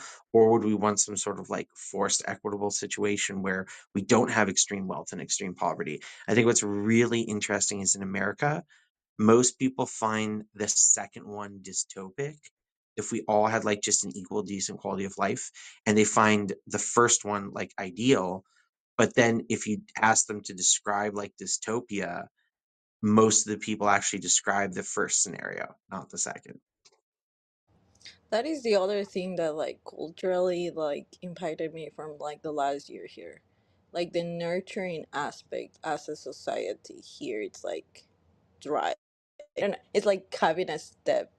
I mean, I don't want to trash on the step parents, but like is there is even in the health system. I mean, I haven't been to that many hospitals, luckily, but even in simple acts of kindness within the health system, when how they talk to the patients, where like how you talk to the I don't even know how to put it into words. It will be something that I will have to like shoot the video and show you like this is how we treat people, like, and this is how it's their the patients are treated here. It's not mistreating them, they're actually paying attention to their symptoms and all of that. But I guess this nurturing um comfort, and like how I'm trying to find the word for it, but my brain is shutting down because it's like 1 a.m. here and I'm still talking in English. But it's kind of like it's really more about like how nurtured a society is to like people who work as a community, like how dry a treat like 101, like I was saying, like in the health system to a patient, how do they just tell, diagnose and all that. I noticed like a big difference from like back home, because I've had um like somebody close to me here being hospitalized and like going through surgery and all, and it was like the treatment of like doctors, nurses, like the whole thing, and it's pretty normal, but like to my eyes this is like it feels like very like you're the patients, I'm the doctor, and that's it. And there's this like glass of just like, oh, I'm done doing my shift, by kind of like this deconnection. I don't know how else to explain it, to be honest, but No, that's no, one I of the think things you're that I noticed. explaining it. I got it. Like it's a different warmth, it's a different connection. It's not a conveyor belt, it's not an assembly line. Like it, like that Yeah, like I don't personal even look. touch. Yeah, like I don't even look at to your eyes to talk to you. Yeah, productivity at all costs, right? Is kind of what has us by the throat right now. And it's like, how do you step out of it? And I have to tell you, I kind of feel a little bit cheated. I feel like I've been sold this bill of goods for years about how technology was going to make our lives easier and we're going to have more time. And I feel like I don't think any of that is true. I feel like it feels more rat racy, more demanding, more overstimulated. And I'm like, how much technology do we have that we could get that for a 4-day work week that we were promised, like all of these wonderful benefits that we were going to get? And I'm like, do I ever see a place where that would really happen, where life would slow down a little bit in the US so that you could look people in the eye, you could have real conversations with your doctor, and you could like, really be deeply human. I literally wrote a sentence today that says, "Do you remember when technology was supposed to set us free?" That's just freaky to hear you say this, honestly. Um, do you guys know the Diary of a CEO podcast? Yes, yeah. Just recently, I'm going to post it right here. Breyer, I really am sure from listening to you in the past that you would love this. It's about an hour and a half piece. It's kind of a debate between um, a survival economist, let's say, an inequality economist in particular, self-styled economist who has a great story, about 1 million fans on. Are you talking about Gary Stevens?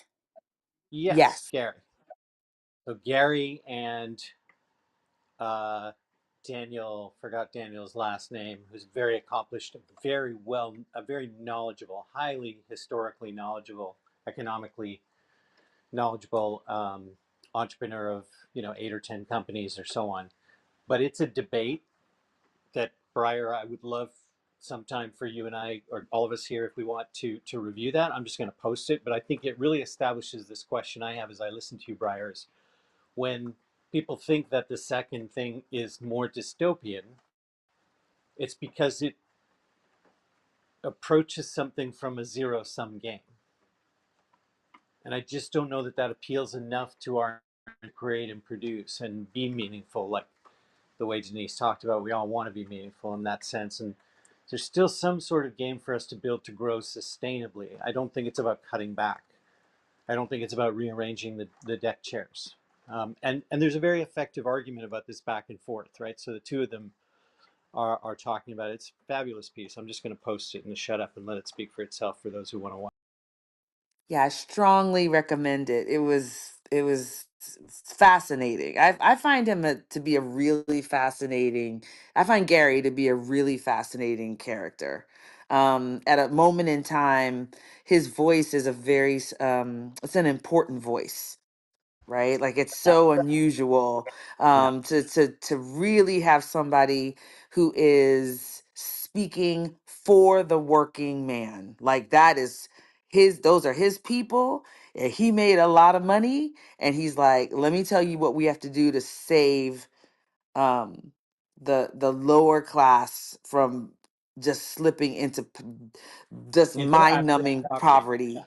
Yeah, as he said. And I love it, and I love to see him have these conversations because he just rejects the framing. Like the thing about uh Sorry, who's this person? What's his name? Gary Stevens, he just Daniel just put his this debate in the chat. You should definitely take a look at it. Definitely, I think really the other interesting guy. guy. I think He's a the other guy. trader. He would, I, I'm sorry. I think the other guy on there really deserves some attention too. I think he was really Mhm. finding genuine common ground between the two of them. Yeah, Um, I'm not a fan of his, but it's okay. I Okay, you're I'm right. not You're as much right. a You fan should listen. of. Everybody should listen to both sides.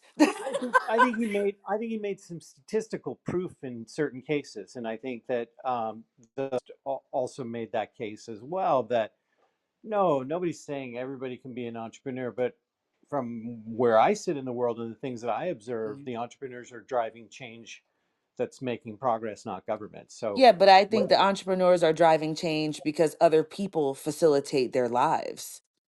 That like that's what one of does the that? things. Like entrepreneurs are by definition, they're a small group of citizenry. We are not built for everyone to be an entrepreneur, even 20% of people to be an entrepreneur. People want to go to the hospital and have a nurse that takes care of them, but we don't want to build a system that allows for the nurse to take care of you. Right? The When nurse you shouldn't watch, have to when be just yeah, struggling to sure, get a I can agree with house. that. Yeah, Yeah, I you can just agree said with that. so I think that's where I But the struggle with the question other I'm asking guy. is a little bit different, though. The question I'm asking is a little bit different than whether everybody should be entrepreneurs. I agree with you. Not everybody should be an entrepreneur. That's not the question. The question is when you have an economy and you want to grow it, how do you grow it? And if you have more entrepreneurs than less, you have more of those jobs for everybody else too. Yeah, That's I just the don't truth of that's not that's exactly how I took what he was saying. I I get think it. they were saying very much like if you and that's this is what Gary really speaks about. We have to Mhm. stop telling people that they're not successful because they're not an entrepreneur.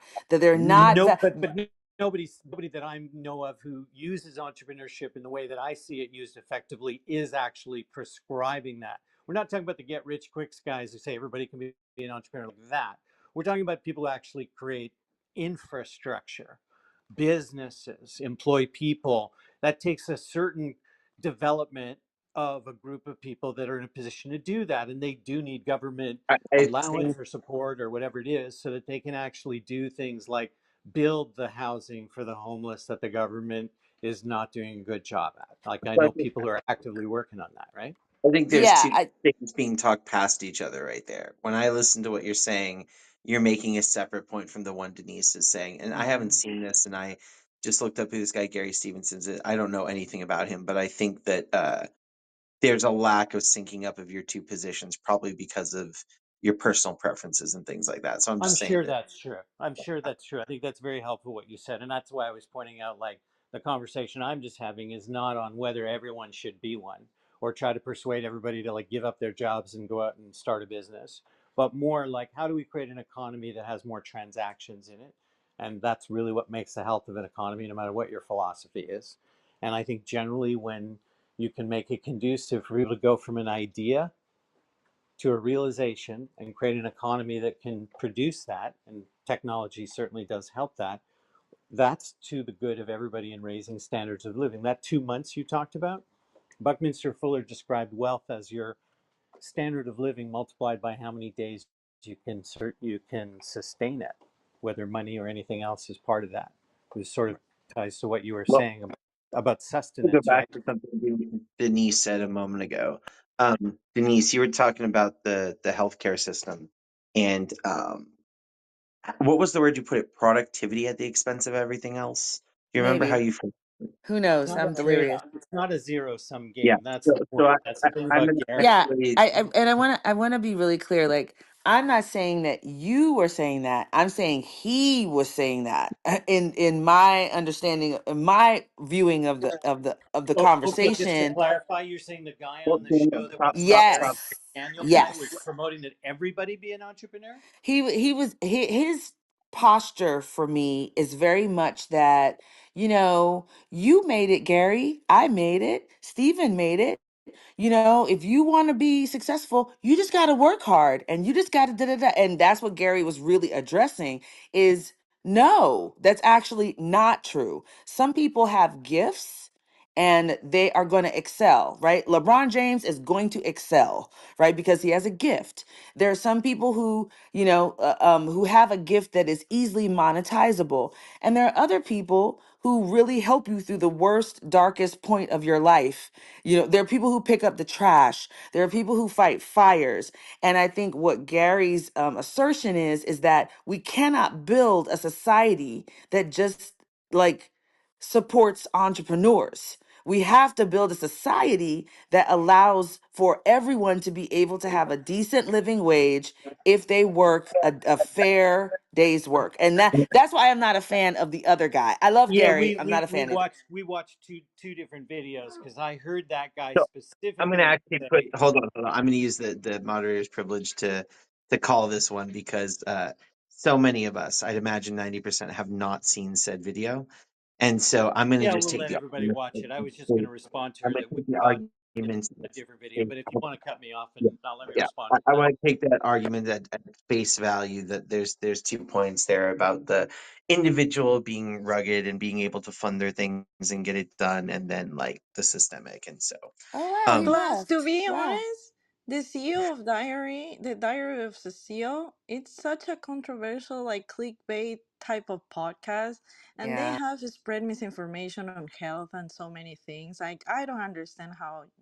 I mean, that's there's what I probably was. like That was I was kind of gems, not. but To, yeah, I was wanting to kind of avoid like I get tired of certain podcasts. That's like one I would just never listen to. I mean, maybe I'll check this out. I hear yeah. Denise, but Well, you can um, see Gary in anything. You don't have to watch it on that. What I like about but it, why that was really good in that one is because he's going toe to toe with people who always pitch these get rich quick schemes and just buy my course. And you're the reason that you can't pay your medical bills is because you didn't, start a business. And I'm just like, what are you like? No, that's not true for every single person. Like that you have to have a full rounded society and your policies have to be well rounded. So you can watch Gary anywhere. If you don't have to watch it. That one, was just interested. He has another good one with Piers Morgan and Dave Rubin, and he goes Oh, toe to toe God. with them too. Of just like stop it, because and why this is so important is because it has mental health implications. If we tell people that are working their tails off, that are doing like we make people a loser because they have to work two jobs, instead of saying, Walmart, why are so many of your workers on public assistance?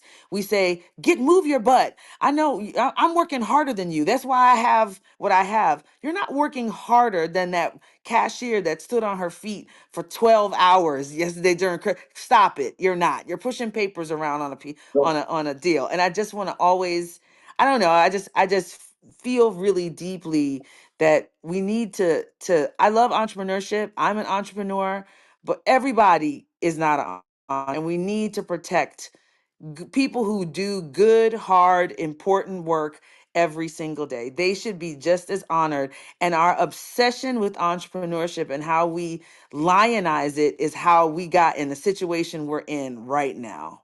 so Okay. this goes back. It's all good, Denise. This goes back to that like worshiping of wealth as a character thing, and like the value of a person is by their wealth, and we become fascinated by following it. That's why I wouldn't want to watch a podcast called something about CEOs. Like I don't talk about this a lot, but I've run two tech companies. I've exited, and I'm technically running a small business now, even though I'm a teacher. And you hardly ever hear me mention that, right? Like I just don't. It's something I did. It didn't make me a good person or bad person. I focus much more on education because that's what does like value, I think, into the world.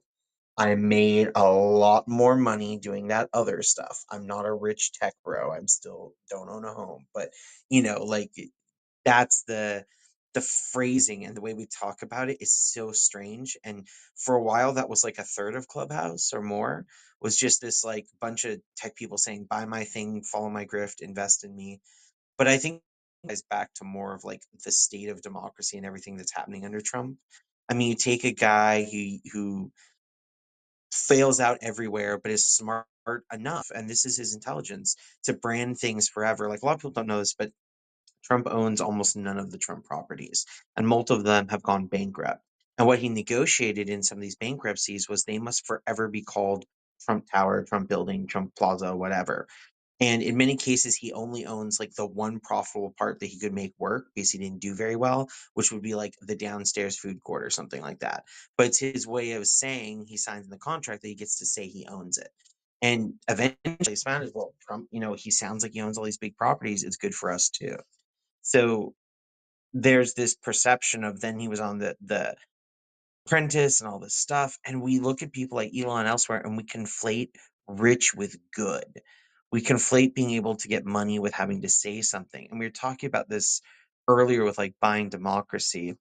Um, and I know this room's been going on for a long time, and there's people in this room I've seen here for like 6 or 7 hours. They're still hanging out, and I'm sure some of them are asleep. I was nearly there earlier.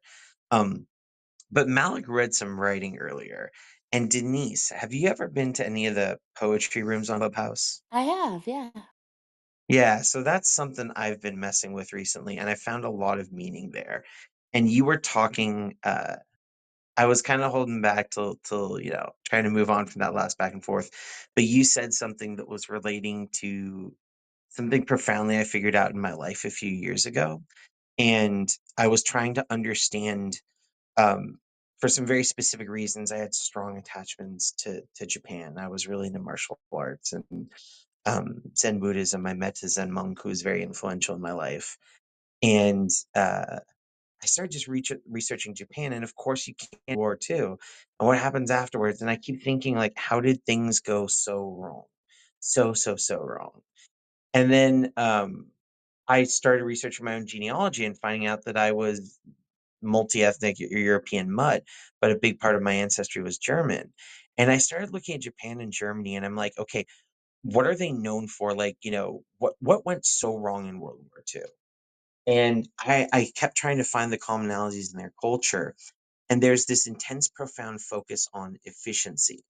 And it actually gets accelerated. If you look, it's in their publications and media. Before World War II, there's this huge focus on it. And I wrote this down when I was like 7 about how trying to understand the world. And by the time I was 9, I wrote down this line. I have no idea why a 9-year-old comes up with this, but it was literally like efficiency breeds monstrosity. And I just felt like anytime things get more and more efficient and only focus on that, it always leads you to ignoring everything else but the thing you're maximizing for. And it just makes you into the monster. Any story, any tale, any whatever, that line from Batman, even I like to use, like, you either die the hero or you live long enough to become the villain, because you get so focused on your thing, you just become the bad guy. And I think our society can recognize this. So I was talking about this, and somebody was having a poetry room, and one of the prompts was to have everybody write a poem on money, and I was just listening. And then I decided I was going to, and so just to kind of like begin closing out the room. And I was thinking of doing this because I think there's so many wonderful people in the poetry spaces and arts. And then you get more like philosophy and politics. And I think a merging of those two is very necessary, both in terms of like resistance and in terms of what authoritarians want to do. That I am going to read a line of poetry, which is the cheesiest, weirdest thing you could do on Clubhouse. And it's not really Let's like, go. yeah. And then I want to invite anybody Yeah, else with any other closing, like artistic thoughts or constructive comments or something to just kind of close it out with that. the room Uh, was going so nice after Malak said the point about the quarantine. but I was And it thinking was that was just winding so down, beautiful. and her voice, it was so nice. But okay, go on. Yeah, yeah, yeah. And I just want to invite anybody, and if Malik would want to read it one more time or not, it's totally up to her.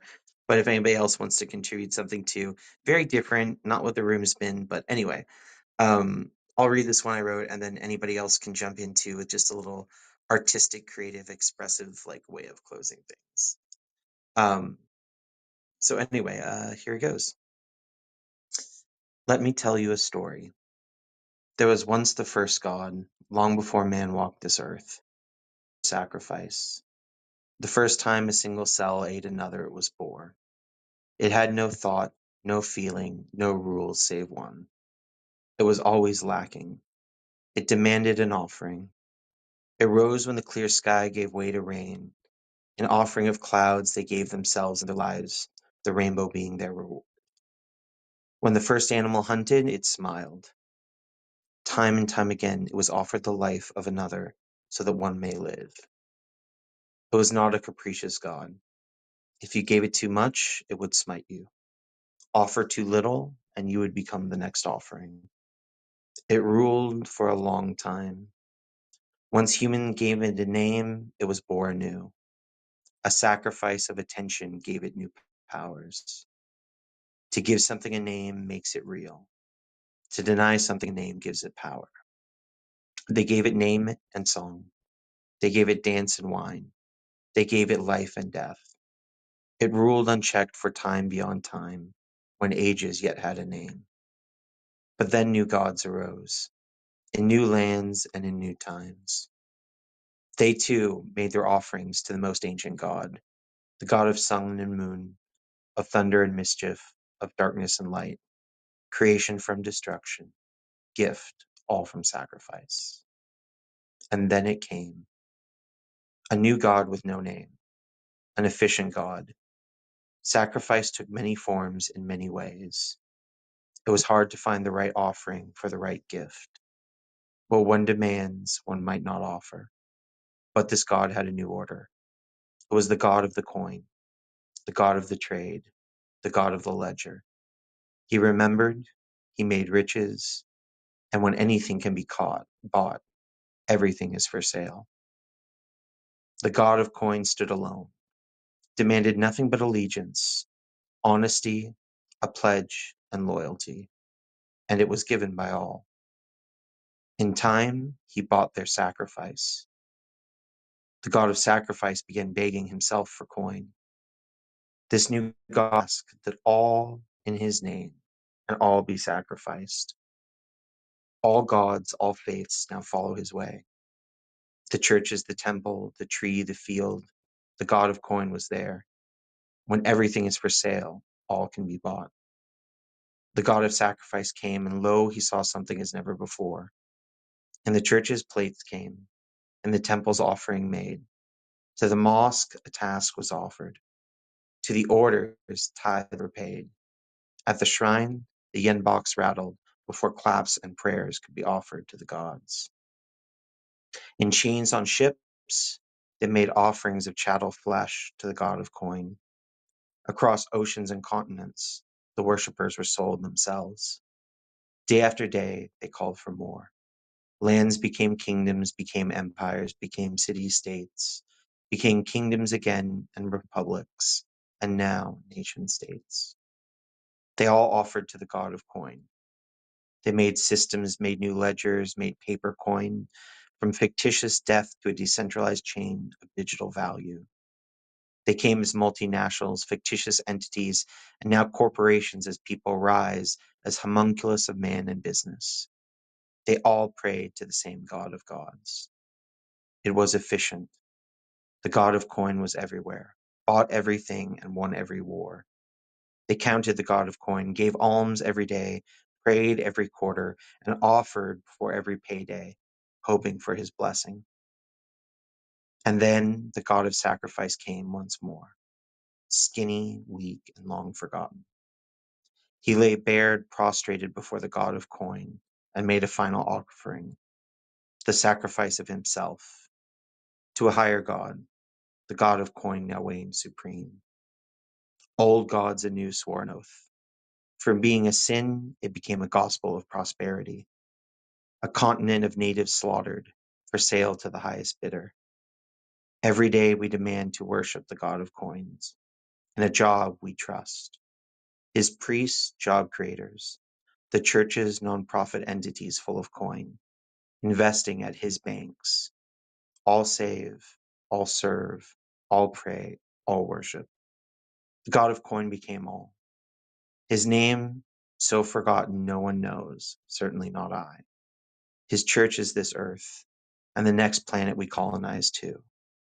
His offering all, his worshippers, all faiths, all nations, all creeds, all colors, all sex, all gender, all weak and all strong. Whenever anything can be bought with coin, everything is for sale. He smiles. When one stands for nothing, they can fall for anything. He bought what they stood store. He waits when they fall. You must pay to die. To give something a name is to make it real.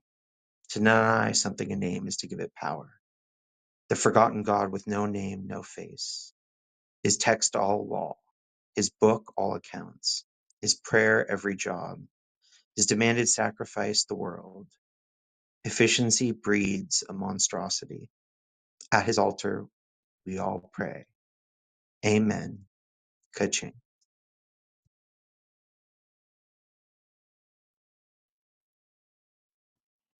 Wow. That was powerful.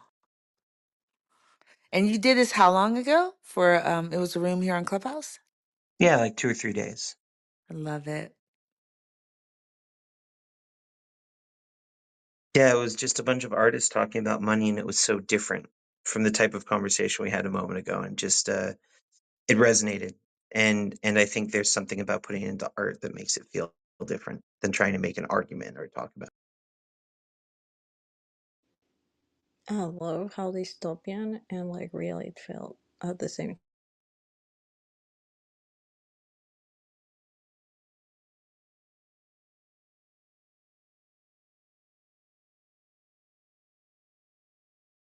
Does anybody else have something they want to share? Just a closing, instead of argument or thought, something else they just wanted to offer before the room goes to sleep for the night.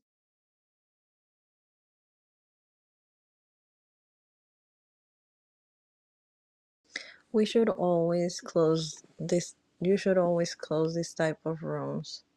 Playing that like fuck Donald Trump, dun, dun, dun, dun, fuck Donald Trump. Like that will be the closing, or like at the beginning, to warm up. God, have any of you guys heard that like reggaeton song? I think it actually might have been written by somebody on Clubhouse. Um, The 51st State song. No. No.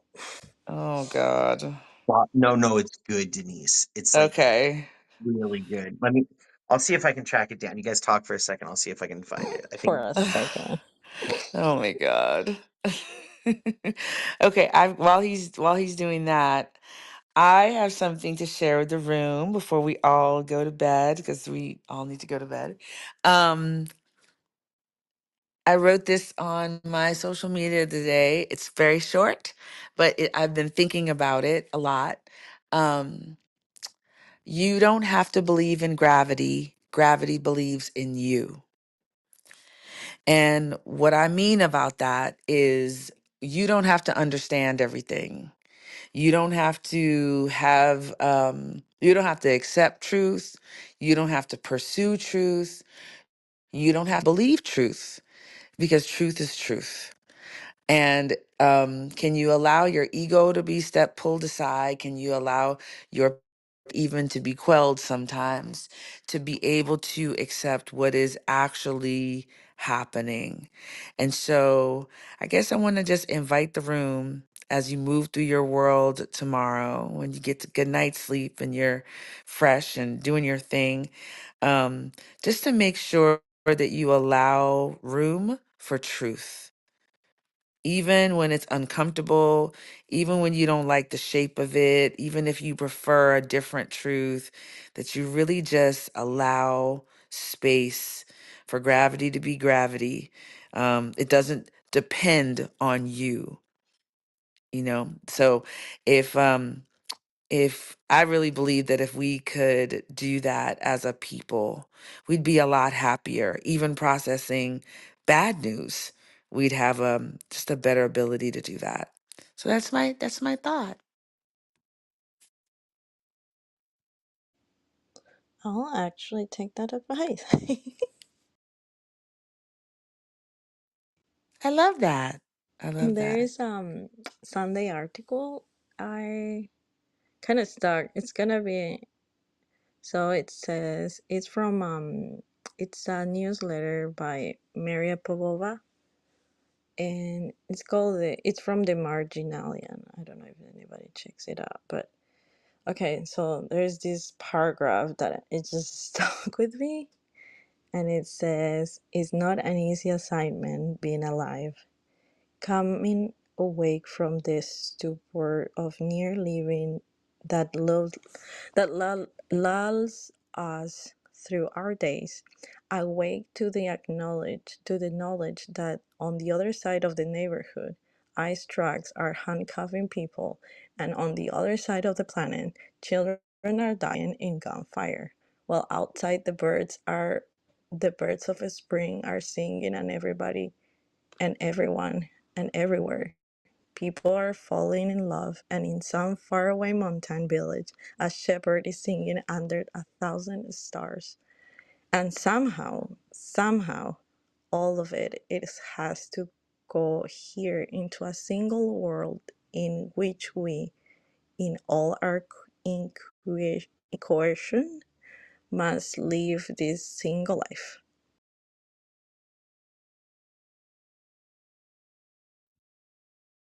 I really like that, Nathan. I like it. I like it.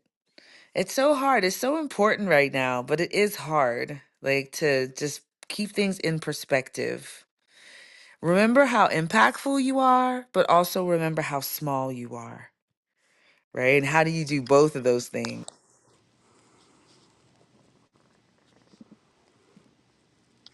I think one of the most powerful realizations we can have is that if you look at the greatest thing that's ever existed, it's just all a reality. And to all of reality, like there's almost nothing that's significant. A star means nothing in the frame of the cosmos. And it's not like a city or a nation state to the span of the time of the universe will be meaningless. But the entirety of all these little insignificant things make up everything. And it's like the greatest work of art, the greatest performance, the greatest act of love, the greatest act of creation. Each and every one of us are an integral part of it. That's no more or less important than any other thing. and in a way that makes us all incredibly beautiful and powerful and sad and tiny and ephemeral. And that's part of the wonderful thing of just being alive in this little tiny slice of the greatest thing that will ever exist in all of reality. And I think you can ground in that paradox of everything mattering. This is the greatest act that matters, and we're a small part of it, but we are still a small part of the greatest thing that will ever exist. And in that paradox, it's kind of powerful and beautiful. Can I just add one little thing? Yeah. Um, thank you. Never stop believing and never give up. I'll take it. Thank you. 'Cause I think that's important. And keep going. Yeah. Any Those are other my close? Yes. things I do. What? Oh, go ahead. Go ahead. Sorry. No, I mean, those are the three things I do every day. Yeah. Thanks, Anne. Well, I think Welcome.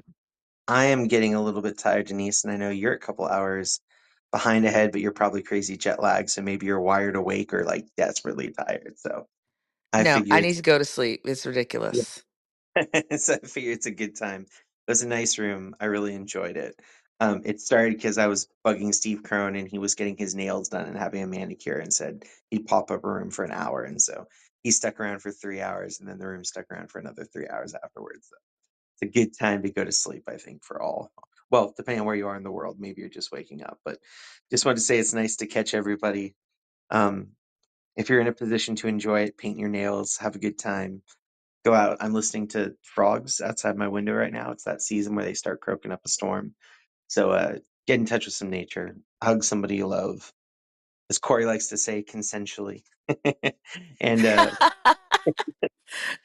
And find thanks to everybody that hung out with us. Like, one of the things I really believe is there's no greater gift than the gift of your attention. And so even though you may not have come up on the stage and said anything, some of y'all have been here for a really long time. You were here when I got in here, and I've been in here for too long. So I'm just, just thanks for hanging with us. Appreciate you. This is Clubhouse back in the day behavior. We need to go to bed. I feel your judgment. I feel your judgment. Good Clubhouse night, back everybody. be staying up all night long and then waking up and realizing the phone was still on. And I think there's a couple people in this room that might happen. So in that way, very much old school Clubhouse.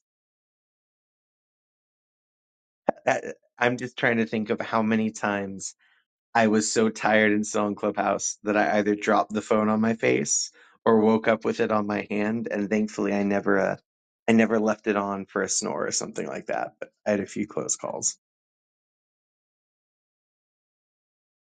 Well, we're disciplined and we're going to bed. Good night, everyone. Well, y'all have a good night.